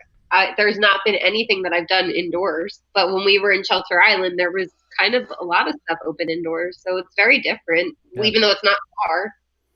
I said, it's a sense of community. Yeah, it probably has a lot to do with the population. I'm curious to see what happens here in the fall, if a lot of our tourism will kind of linger here, because I keep reading about how New Yorkers are fleeing New York, basically, and the rent is starting to go down there because they don't need to live there anymore because they're working from home. So that should be really interesting to see how that affects us where we live, because apparently all the houses are also flying off the market down here. And I'm imagining that a lot of the New Yorkers are coming down here now. So I don't know. Should be interesting to see what happens. Antonio, do you have a movement of people? And if they do, are they coming in or are they going out, and where are they going? It's hard to tell because I'm in the process right now. We recently found a mold in our apartment, so we're trying to figure that whole situation out. Yeah, so we're waiting for I do, because we're constantly checking out. So obviously we're asking for a new unit, and I see new units popping up all the time, but I see them going away really fast. So it's really hard to tell. I do see my neighbors. I do see a lot of movement. Like I said, I see people leaving, but then I see people coming right back in. So. Yeah, I even out here on Long Island, I noticed the housing market just skyrocketing. A house like mine that was, let's say, worth like $400,000 is now worth $600,000, or it's going for. I'm like, I'm gonna sell my house now. I'm just gonna move to like Sweden. Fuck it, I'm out. Yeah. I mean, we're buying a house right now. We're closing in like a month. And did you feel like you got a decent deal on it, or are you suffering from maybe some of the skyrocketing prices? No, I mean, it was a house that had to be worked on, and like we were fortunate enough where my boyfriend's family bought it, and then they redid it, and they're selling it to us. Nice. So that did help us a lot. But we got it like very good price for it. So good. Yeah. Now are you by a body of water? Because I know the Mississippi floods every so often. I don't want to talk about it. Is it raised? We flood here a lot because we're right in the middle of the Mississippi and the Missouri River. So especially during seasons like this, like it literally was so sunny out, and then I was staring outside and it started downpouring out of nowhere. I had no idea it was going to rain today. It comes out of nowhere. So we do flood pretty crazy here, but it's more in the county. The Mississippi floods, but the banks are kind of high. I don't really know. I only know the Atlantic Ocean. That's the right answer. That's the right answer. Yeah. But by the way, I mean, this fucking amber from Outer Lights. Yeah. Terrific. Yeah, that's what I said.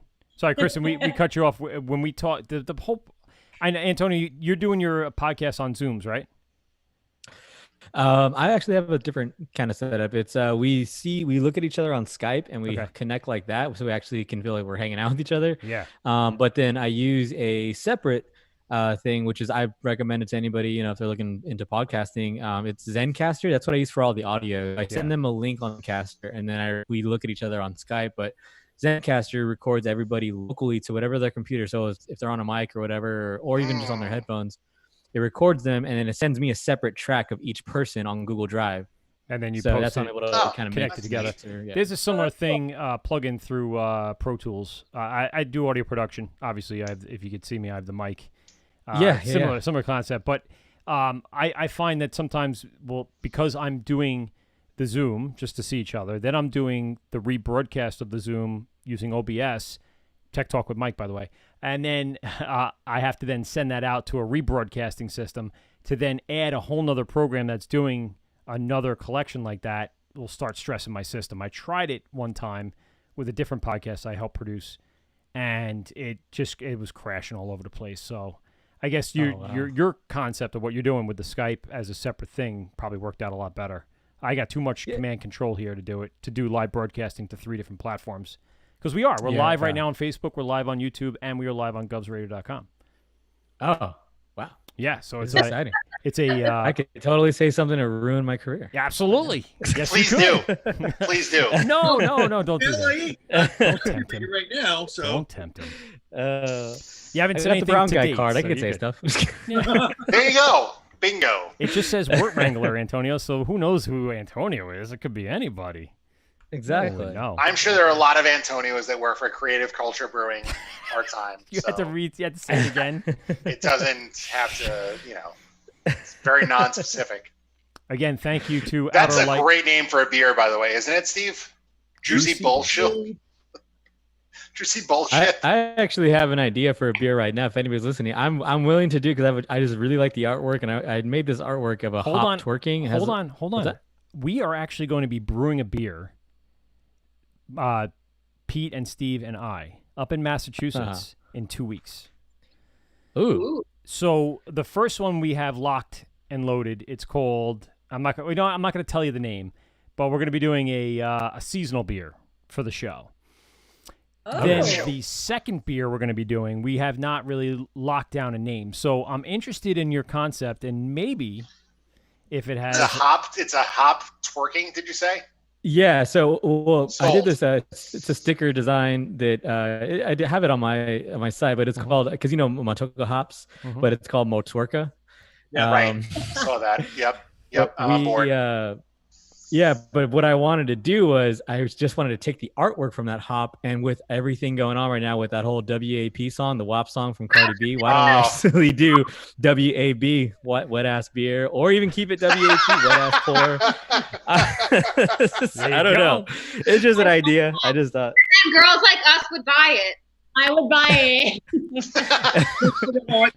It's a good time. I mean, the hop, it's twerking, it's biting its lip. It's a good time. Yes, I love that. We were talking to Alyssa before. She loves pretty can art, so that's right up her alley. She's so. Me on it already. So when you go into a beer store, Alyssa, are you looking for like the brightest color, the coolest design? What's the first thing that stands out to you?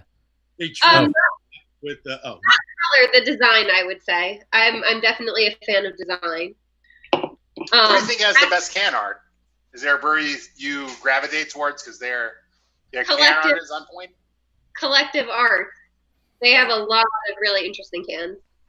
I like them too because they partner with artists around, I'm pretty sure around Canada and the US. Yep. And that's kind of how they get their art. And I feel like we were really drawn to them when we first started. That was our first beer we tried. We reviewed. Every time I go to the liquor store, I'm looking at a can and I pick it up. I'm like, this has to be them. And it is because their artwork it's just people like you and I, normal people who are actually good at art, but that are drawing up stuff and they're getting featured fans, and it's awesome. Antonio, Yeah, not me.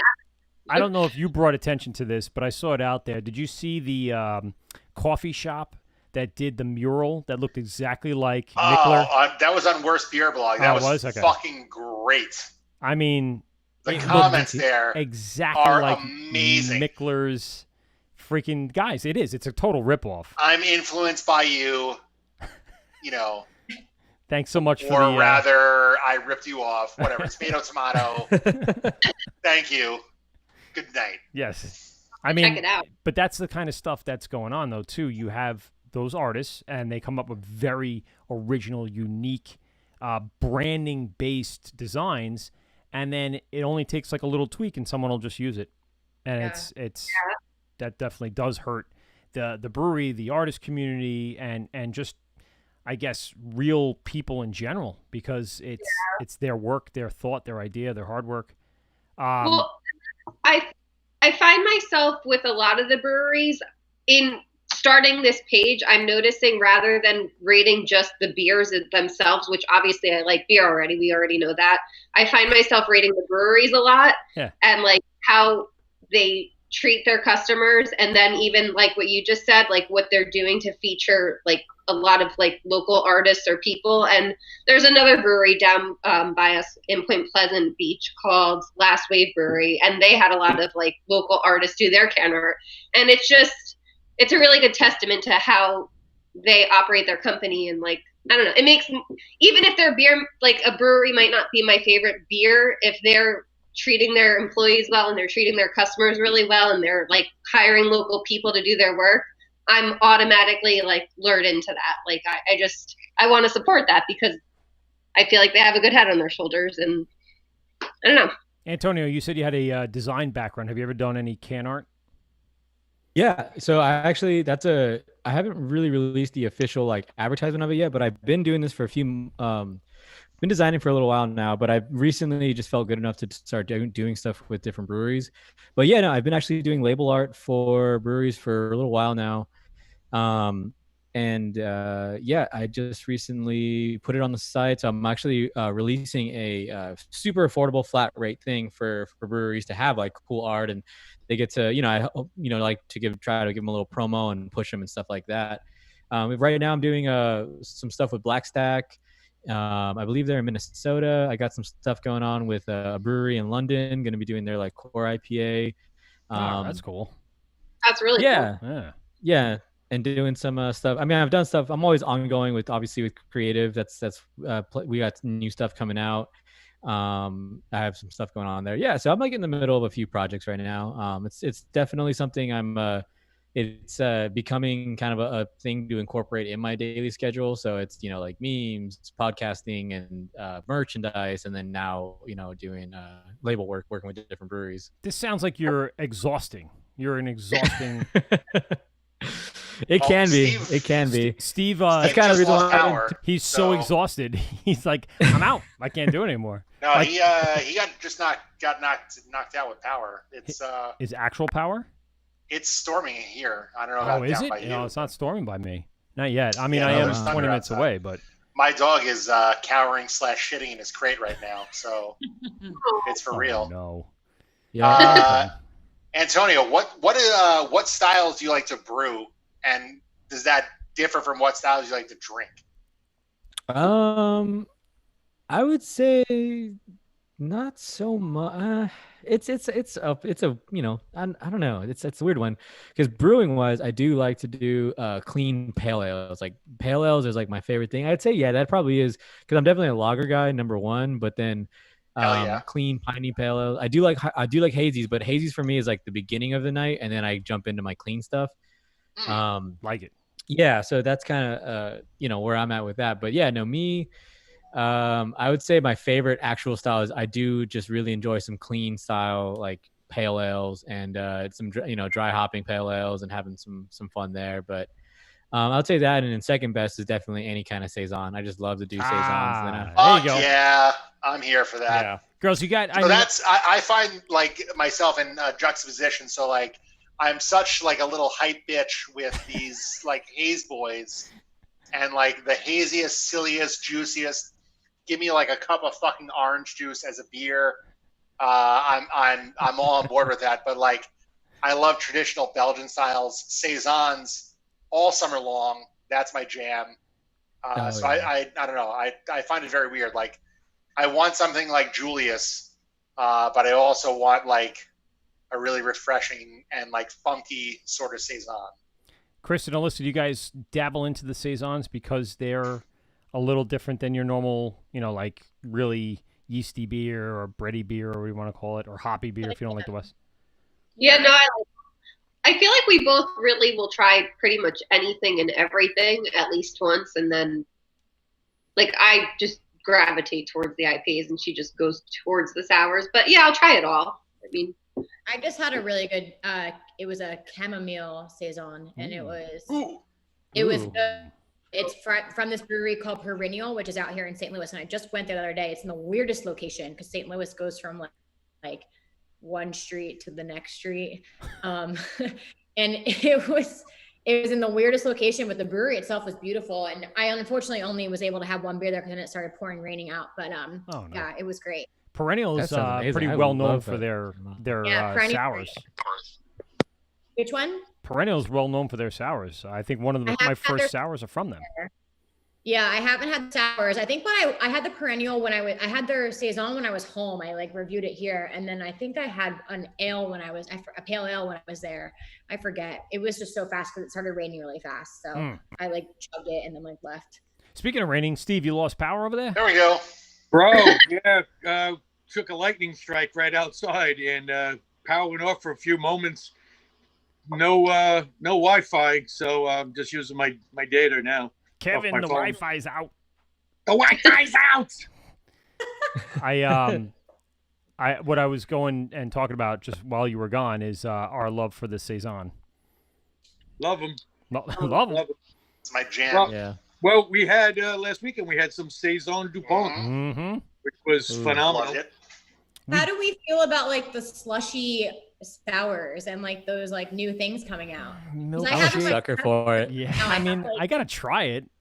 There's a couple Yeah. that I've had that were good. I mean, even like the milkshake IPAs are a little too thick for an IPA for me, but I'm gonna Yeah. try it, especially if it says it's key lime and mango and marshmallow milkshake IPA. I'm like, yeah, I Lost don't in mind anyone. marshmallow, but Yeah, well, it's I had a it's good easier to milkshake justify IPA. dessert. Yeah, yeah, exactly.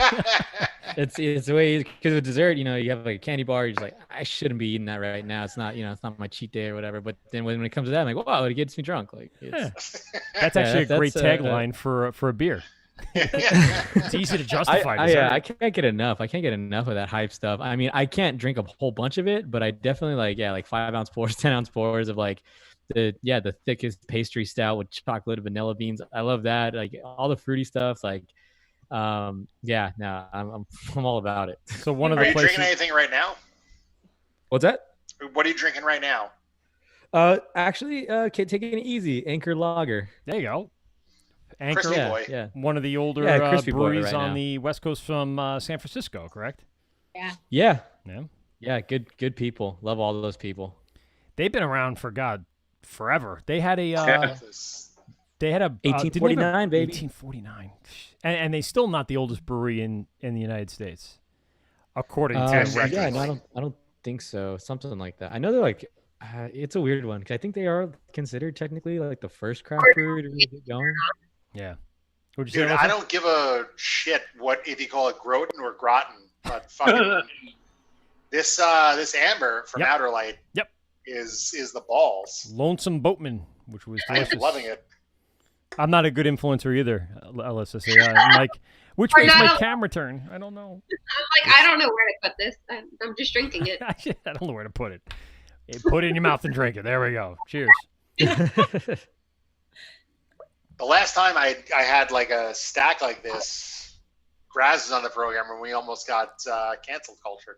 Yes, we sure almost did. Opposite cancel culture, actually, because that's not really the cancel culture wasn't going to. It was a cancel culture looking to cancel culture us. Oh, so you're like next level cancel culture? Yeah, we Almost. were Inception cancel culture. Yeah, we were talking like you just reinvent. That's what we were talking about on the podcast. We were talking about potato salad, and this one comic I was talking to Patrick. He's just a white boy, but he said he likes raisin. We were talking about how gross people put pineapple in their potato salad, and he talks about how he likes Hey, what the raisin in fuck? potato salad. Yeah, so I'm like, dude, you No, they're you both just wrong. canceled racism, and then you brought it back, better, bigger, better, stronger than ever. So we're like, yeah, racism 2.0. That's what you just made. in one Pineapple, potato salad at a time. raisin. Oh, there it is. See, you had to touch it. You had to touch it. That's what you get. Where is you know- salad with pineapple in it? yeah, that's a rough one. Is he Hawaiian? I don't know where that came from because it was something. What's It was, worse? it was that a it was or a like fake. Hawaiian pizza? No, I It don't mind was a Hawaiian fake pizza. stereotype that our co-host like he thought that Germans did that, and then I got a shit ton of emails from German people going, "We do not do that. No, that's not us." Yeah, so it was. Anymore. We still don't know where that came from, but if you Google it, it's a real thing. Fucking People pineapple put in pineapple. potato salad. I might have to try that now. I might ask. No, Keep- no. For that, What'd you say, Alyssa?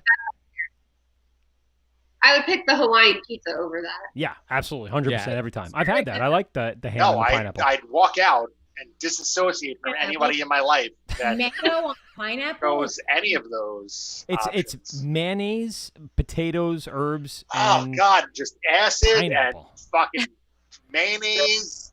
Yeah, Oh it's not God, gonna that's all last. sorts of wrong. It's not gonna last. yeah. The funniest part was the owner of Wireman reached out to me and told me Night, to. Isla. That we definitely do not do that. Yeah, no, that's a bad idea, especially after a day of drinking. You're gonna mix acid and mayonnaise in your stomach. Ew. Nope. I missed Yeah, something, and I that's don't pretty think I want to know. No. Antonio was talking about because we were talking about just mixing stuff and whatnot, and he said there was one of his buddies talked about putting together potato salad and pineapples. There it is. Right.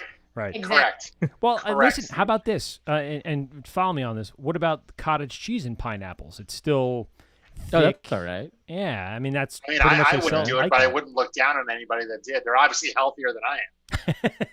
Yeah, I've had So- that. I like it. Yeah, like I don't it. mind that. So, is it a big step to go from?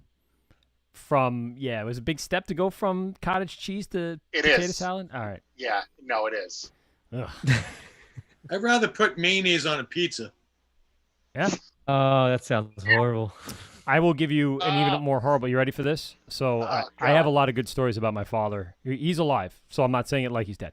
My father, after a night of ordering pizza, we'd have 1 or 2 slices left over. He'd wake up in the morning, all right, cold pizza out of the fridge. He'd put a complete film of mayonnaise on it and eat it for breakfast. Oh, man, that's. I'm gonna go find another beer. Yeah. Hold on. Wait, I got another one for you. You ready for this? Leftover spaghetti and meatballs, and he put scoops of duck sauce in it. Duck sauce. Duck sauce. And he's from New York? He born and raised in Brooklyn and moved out to Rockville Center and now lives in Amityville, which is like Suffolk County, New York. I don't judge. That might be delicious. Alyssa and I were talking before. My boyfriend was here, and he's from Ohio. Okay. What's the big mixture there? We're sorry. We're sorry. Exactly. We're sorry about that. And he was eating cold pasta with Frank's hot sauce on it. Oh, I don't mind that. That's the cold part. disgusting. No, the cold part is a little That's a rough, little but weird. the hot That's sauce on totally pizza. against like my Jersey Italianness. So like I can't be with him anymore. It now. is. Can't be with you anymore. That's why I'm hyphenating my name. Exactly. Yeah, I think the grossest thing we got over here, which is to me it's delicious, is my favorite thing, but people look at me weird about it. Is I really like pickled pigskin with tapatio sauce and lime on top of some chips. That's like, That seems like a not real too bad. traditional dish, as I opposed feel like to about taking that. several things and mixing them together. Yeah, it's a Mexican thing for sure. Yeah. I feel like And you are Mexican by nationality, correct? Because I heard you on the podcast call Yeah. yourself the Little Mexican. Yeah, aka little Mexican boy. Yeah, I'm like all right, Um, that's where that's going. Yeah, my dad, he's from Leon, Guanajuato, and my mom, she grew up in San Diego, Okay. and she's Hispanic too. So yeah, I'm pretty much primarily Mexican, a little bit Native American, but primarily Native I'm, American. Mexican. Yeah, know, a that was little like- bit. That's pretty cool. Did you get into Yeah. college very easily because of that? Oh, I definitely did not consider college at all whatsoever. So You would No have idea. you might have gotten scholarship money for just putting that above 1% like Navajo in there, and you'd be like, I'm Yeah. like 10-15%. They're like, I need all of you. Yeah, I guess I'm from the Yaqui tribe. That was what we. Where's my that from? uncle did it everything. Yaqui, I think it was. I want to say considered from like the really centralized deep part of California. I think that's where they originated. I don't know. Don't quote me on this. But yeah, I mean, my uncle's the one who did all the research on that. He just told me that, and he slapped it on a bandana, and we all wore it to a powwow. So That's pretty cool. There was That Elizabeth was a little Warren family got in a moment. lot of trouble for that, so I'd be careful. Yeah. Nobody There's needs a any whole more. New York Times story about it, so You don't need any more dick watch pics. out. No well, more I dick and I pics. did do that whole 23andMe thing, and they actually you- came back are like you more than 50. One, Yeah, it came out like 1,000? 51% Native American. It said on there. Really? Oh, Yeah, it was weird. My co-host Adam did it, and they just sent him back a packet of mayonnaise. It's his joke. I just stole it. That's a good one. I'm drinking some mead from WA Mead Works in honor of the owner's favorite brewery getting shit on today. So And of course, getting his new puppy coming in. new puppy. right. So Joe, There you cheers, go. buddy. Girls, have you ever had mead? Have you tried mead, honey wine? actually. We actually, That's when I so was good. home, we went to a meadery when I was there. That was one of the first like things that we did with our beer page. Actually, Hmm. Yeah. was my Not first time. beer. I have some in my fridge still, but I won't be Yeah, I drinking. love them. mead. I've always loved mead. Is it a lower and going, Kristen? Is it a lower calorie based product, or is it something where it's just about the same as beer?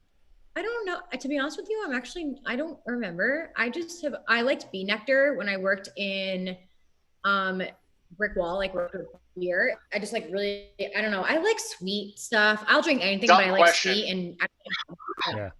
What is the difference between bee nectar and honey? Well, bee nectar is isn't that like a brewery, bee nectar? Isn't that Oh, I thought he was being I'm sorry. serious. I thought that was like a raw ingredient. An actual ingredient or something Yeah, like okay. unfiltered or unpasteurized.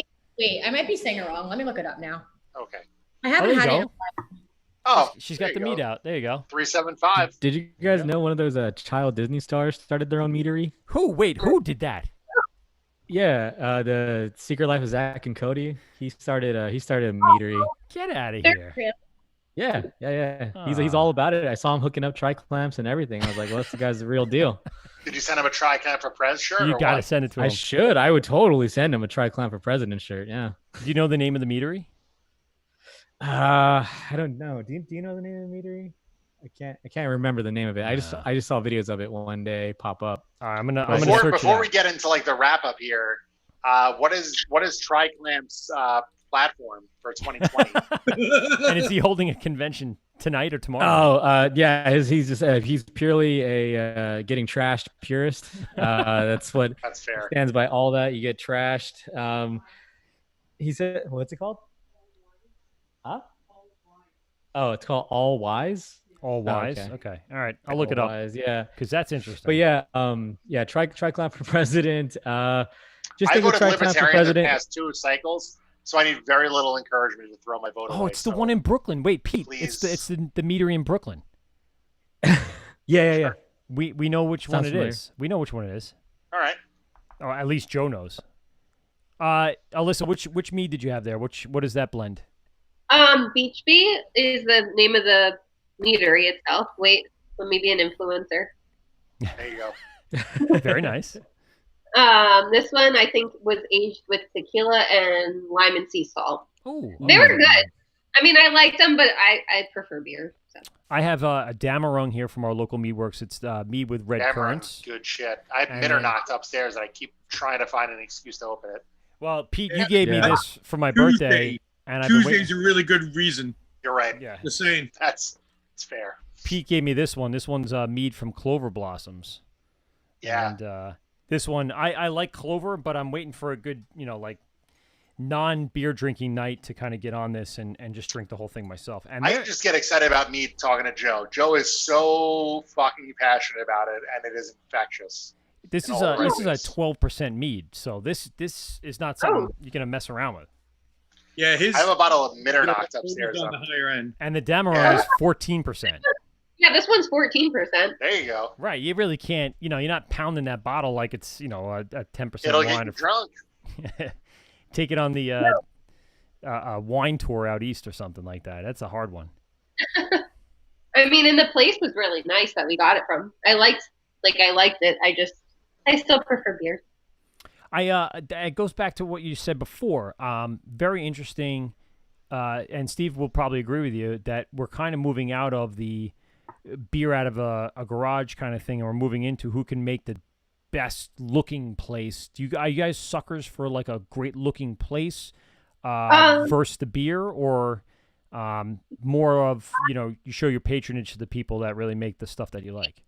Patronage to the people, because one of my other favorite breweries in our area is Pinelands Brewery, and they're still relatively small. They've been around for a while, but when you go there, it's that garage atmosphere. It's very small inside. They don't have like a ton of space to sit down and everything, but they're just so customer oriented, and there's just like an indescribable heartfelt feeling that I don't know how else to describe. I just feel like it's like the heart of the Pinelands, and like I will always love going there.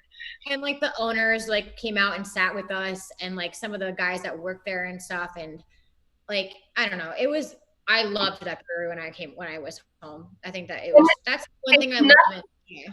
Like, and it's not anything it's not overdone. It's not gimmicky. There's really not a whole lot to it. There's just something special about the fact that it is what it is, and I like that about it. And I feel like, it's especially that first with, intro.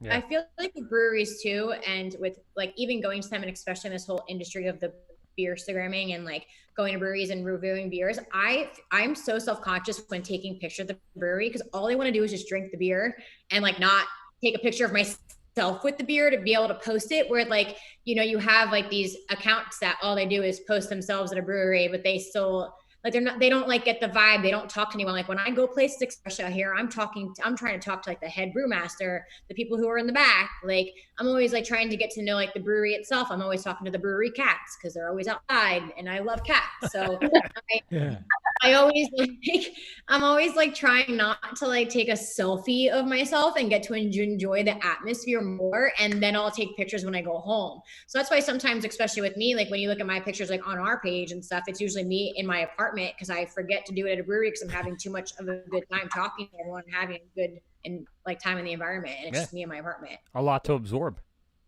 Yeah. Most of the pictures that Pete and I had prior to Steve joining the team were us on our way out. I'm like, oh, quick snap. And that was it. And otherwise, you're right. We're in there to enjoy the beer, the atmosphere, the moments. Antonio, out by where you are, what seems to be the norm for a tasting room? Is it small? Is it medium, big? Is it in, out? What's before, let's say pre-COVID nonsense? Yeah, like a normal tasting room here, probably. But yeah, usually about that small garage feeling, because it's San Diego. There's a crap ton of breweries. Usually the bigger names and stuff, you'll obviously have that bigger tasting room. But for the norm, like most of the time, it's a smaller spot, more garagey feeling. People will start to put up some lights and definitely board games with not all the pieces. That's like mandatory. Gotta have those. Try playing Jenga with 15 Jenga pieces. Good luck. Exactly. Take you 45 minutes. Yeah. It's pretty much in a nutshell. I agree with Alyssa and like that. Yeah, like I definitely base it off my experience and supporting the people versus just going to a really cool. There's all kinds of cool, nice places here with like video games and things like that. But ultimately, if my first experience is if I get a good first impression, I'm gonna keep coming back. Like there's one spot out here called Deft. I mean, there's nothing Def Brewing. There's nothing too crazy about their tasting room per se, but it's really welcoming. The owner came out, talked to me. He had no idea who I was or anything like that. Didn't even know I was in the industry, but the way he talked to me, he just treated me like so nice. And we have that, and then plus two, their beers are amazing. I mean, amazing beer will always keep you coming back, but it's just so cool. Like I look forward to going to spots like that. Definitely doesn't need to be a flashy tasting room. Well, but just to kind of put a point on that, it's not flashy, but it still looks absolutely beautiful if you look at the pictures. Yeah. With the tents and the bar stools and the beautiful weather. I mean, it's just making me very jealous right now. So yeah. Jesus Christ. Yeah, Deft is really close to the water. They're really close to the like bayfront kind of area. They're really cool. And you're right, it's just a small, tiny little space, but they did a great concept with the outdoor. And it just, again, looks inviting both in and out. But it's a small and little I like how garage. they stick to their guns. They're definitely very hardcore European styles there. They Nice. stay loyal to it. I Yes, don't think please. I don't think they do any. I don't even think they do any hazies or anything, unless it's like traditional, like Hefeweizen or something. But I mean, other than there's that, an yeah, idea. they're very on top of it with like traditional German styles and Those have been some of my favorite interviews we had on the podcast. Where we've had a brewer, and what style do you think is best for your brewery? And they're traditional German styles, or we're heavy into the Belgians, and you ask them like, are you going to do a hazy? I love those guys. No, and it's then the follow-up question is, how do you expect to keep your doors open? I just like how they find their audience. I mean, with everything, with comedy, with anything, as long as you find your audience and cater to them, make them happy, you really will have that support. And as no matter how obscure it can seem, like there's like that one brewery in Colorado. Me and my fiance like fell in love with it. It's called Hogshead Brewing, and they are just massive. Like just their head brewer there is like I heard he even gets kind of he's just extremely passionate guy. I've never met him, but I mean, I heard stories, and yeah, he's a hardcore on the English styles, English mild, like everything's primarily cask there. That's like Jack's Abbey on the East Coast. Yeah. All lagers. Everything is lagered and not a hazy to be found. And I mean, they do wheat wine, instead of barley wine, and so well done. They have the following, and people search them out, and they've expanded their distribution. So it can be done. You don't have to always make a goddamn hazy. You really don't. But I think it's just to throw it out there. Passion for what you're doing and the people that you're targeting. It keeps the customers coming back, is just having that enthusiasm for it. Yeah. And not to downplay what Jack's Abbey has done, but they also opened a second brewery called Springdale, which does the hazies. Yes. Just to satisfy they're not stupid. They know. They're like, well, we're going to do this awesome thing that we have a great audience for, but why not take a building across the street right in the same town and do everything that people would probably want if, in fact, they didn't want the German style? Yeah, I mean that's just like memes. Like I don't feel like I have to do beer memes all the time. I'll have like random things on my story and stuff just to constantly at the end of the day I'm just chasing laughs, and you can't just expect everybody just to be on the beer meme thing. Gotta give him an alternative. Used to poop. Yeah, exactly. So Alyssa and Kristen, so you guys are about, let's say 2 months into this. Where do you see the future of the beer review going? And the other question I meant to ask before is, how are you guys doing this review? Are you just writing like descriptive stuff? Are you giving a rating number? What are you guys doing in regards to the review part? Are you saying yeast to poop? I mean, we definitely don't seem to have like a number rating. I guess we're just expanding on like what we're actually tasting and trying. And like I said, I find myself more so than even rating the actual beer, rating the brewery that it comes from, and like the whole concept of it. As for where we're going, I don't know. This started off as a really fun little hobby, drinking beers, and here we are on your little podcast. With like the small following that we do have, we've grown so much over 2 months, which I can only see it kind of growing from here on out. I mean, social media is a hard thing nowadays. It's very oversaturated, but this community itself is just a really good community. And like Alyssa said, like with our reviews and stuff, I think we're really more focused on even reviewing the breweries as a whole and like kind of what their mission statements are and like what they do for a community aspect, and like what they kind of do for, each other too. Because Alyssa and I have been friends for so long, we kind of like a tight-knit group, even I feel like with a brewery, which I don't know. I feel like that's kind of like our vibe that we're getting a little bit, right, Liz? Is that? Yeah, it seems like we're going more in the direction of forming relationships with the breweries rather than the beers themselves, which I haven't seen as much of in the social media world. Maybe it's there and we're not aware of it yet, but I don't know. I think that part of it's kind of cool to see.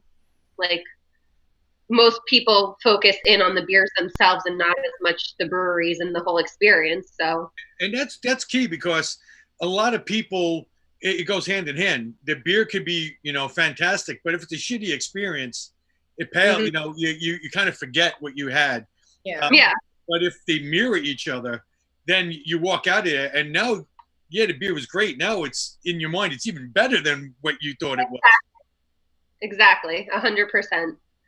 And one of the things that we did with this show is try to bring that experience to people that didn't get that opportunity. I know you said you go in and you seek out those brewers and the people that are making the beer. Sometimes that's really tough. It was always tough for me early on in the industry to get the ear of the brewer. Again, 99% of them aren't dicks, but they're busy and they're trying to get a business going. You guys leave me to fuck alone. That's why. I was constantly poking Steve. Steve, how'd you do that?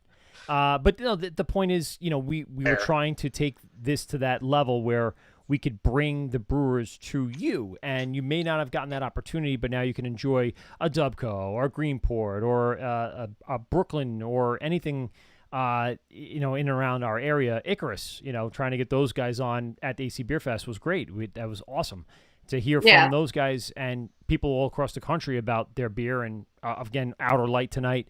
We'll try to get them on in the future, but that was the idea. Like I don't have an opportunity to talk to them that day. They were very busy. There was like 4 of them. They were clamping the shit out of the tanks. It was unbelievable.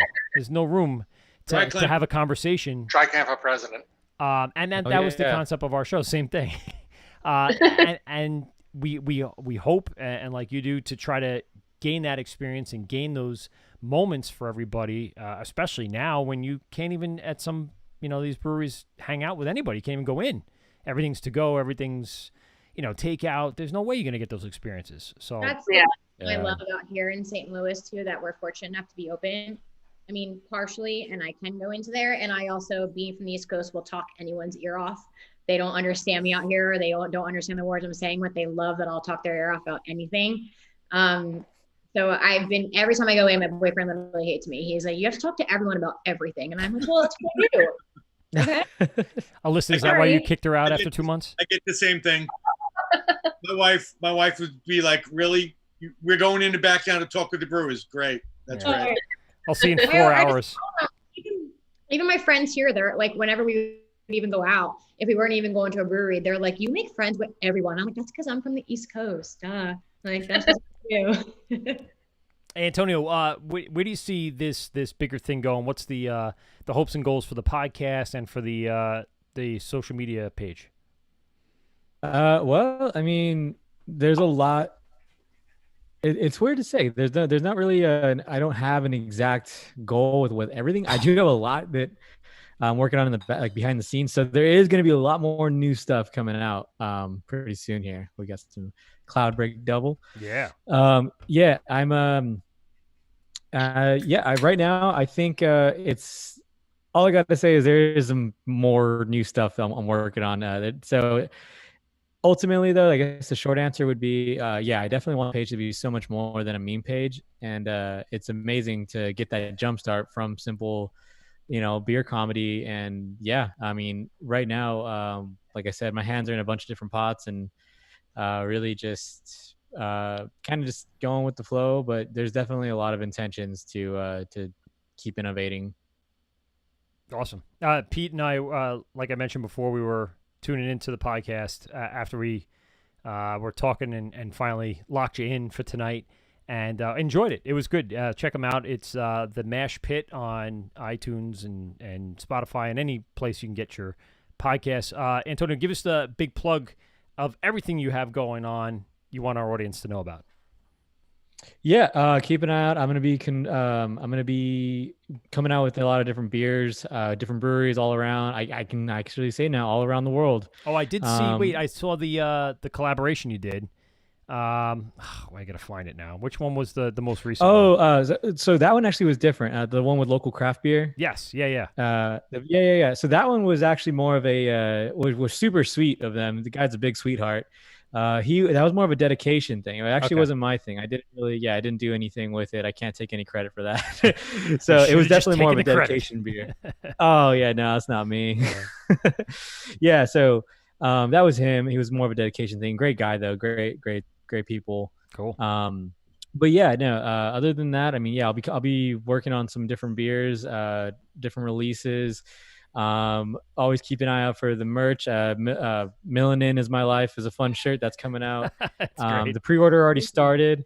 Do you have, women's sizes like tanks and stuff, right? And that's starting to sell out? And they're actually sold out. I think I have one last at double XL because I what happens, I have the merch ordered and I plug in the numbers into my inventory on the site and they're all sold out except for one double XL women's shirt, I think. And then other than that, it's I mean, like I said, new merch always coming out.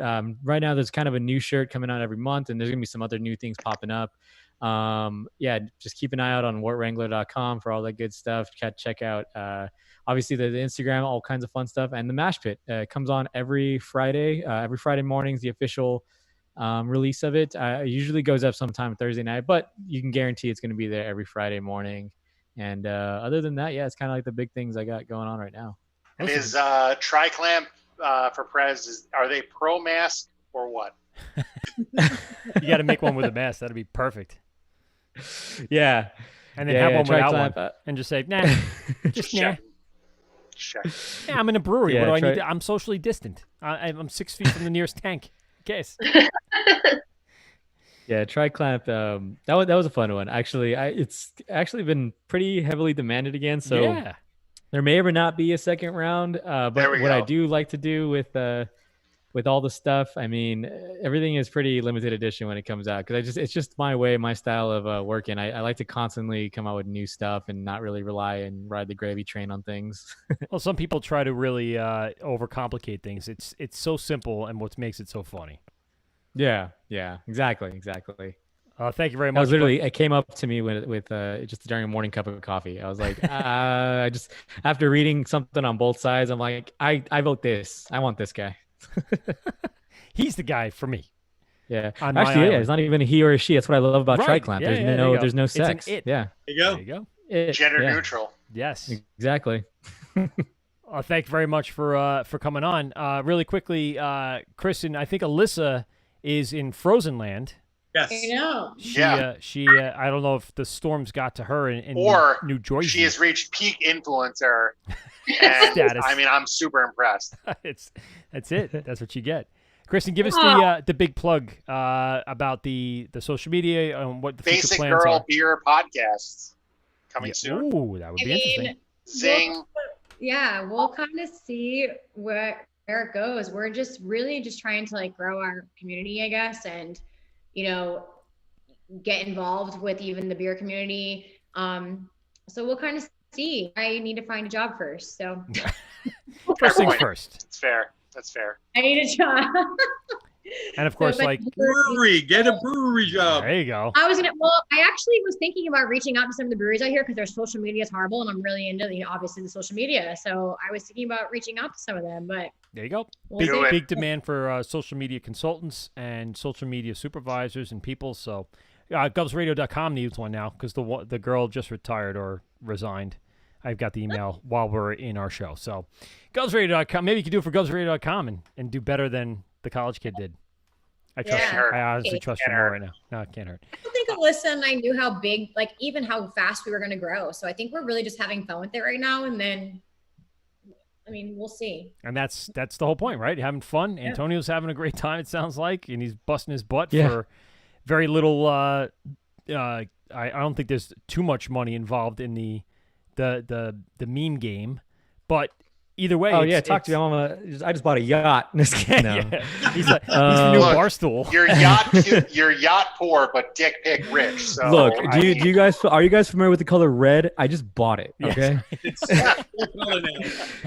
Actually, there's not a whole lot of money in the meme game. I'm super excited though that I get there's some sponsorship, and a lot of my my main income has been through my own merchandise, it's a business of its own. I mean. Yeah, it's putting money right back into it. So, but it's a good time. I'm definitely loving what's developing, what's growing. Well, I wish the best of luck to both you, sir, and Kristen and Alyssa from the Basic Girl Brew Review. Check them all out on Instagram. Go on the Basic Girl Brew Review on Instagram, Twitter, Facebook, whatever you want to do. Also, you could just do a Google search. Also, you could do the Wort Wrangler. The Wort Wrangler on Instagram. They're already there. All the followers are already there. Everyone that listens to this, all the 100 people or 200 people listen to this next 24 hours and then never listen again, they already will have heard this as well, and they'll be blowing up your spot in the next few days. And actually, when I announced the show, just to let you know, Antonio, there were 6 shout-outs for you, and Kristen and Alyssa, you guys had somebody come in and go, "Oh, I'm excited for this," and with your tag on it, which was interesting. I'm like, they're relatively new. Awesome. Yeah, so there are people out there still seeking new information out. So good for you guys. And, hell yeah! I wish the best for everybody. I love that. And again, thanks a lot for spending time with us. Thanks for coming on. It's been a lot of fun, a lot of good laughs, and tell Alyssa she looks great. Thank God it was not a closed eye freezing. Yeah. Good pick. It was a good angle for If you're gonna freeze frame, it's pretty good. Yeah, it's in the upper percentage. Take a picture of it for her. Yeah, I'll leave it up for a minute. Thanks a lot for everyone for joining us. Again, this is the Wort with Mike, Pete, and Steve. GovsRadio.com. Check us out on our replays. They'll probably be up tomorrow. You can check it out on GovsRadio.com. Of course, all the podcast platforms, including Spotify and iTunes, and our home base for podcasts. That's the Hopped Up Network. Go to the hoppedupnetwork.com for your national, global network of beer podcasts. Awesome dudes. I'm wearing my Jersey Beer Guys and a girl shirt. Rob initially started it. Now it's been taken over, but still doing great, doing fine, strong out there. So check them out, thehoppedupnetwork.com. Again, thank you very much to Outer Light Brewing Company from Groton, Connecticut. Really appreciate you guys sending me home with some good beer, and we had a great time, and we'll hopefully get them on in a future show. And Steve, we'll start with you. Any last words? I like cookies. All right. Do you like caramel cookies from Decadent Ales? Oh boy, yeah. Yeah, we do. At 12%, you should. Peter, last words. Dude, that amber was the balls. Yeah, it was. That's I have all. I have That's more. it. I have more. If you could persuade me to send you some more. Yeah, yeah. I know where you're gonna go with that. He's a little shit faced. I can see it. Well, he's stacking cans high, so he stacked 4 already. No. This is the word with Mike, Pete, and Steve. I'll trade you one of these for GovsRadio.com. one of those ambers. No. We out. All right.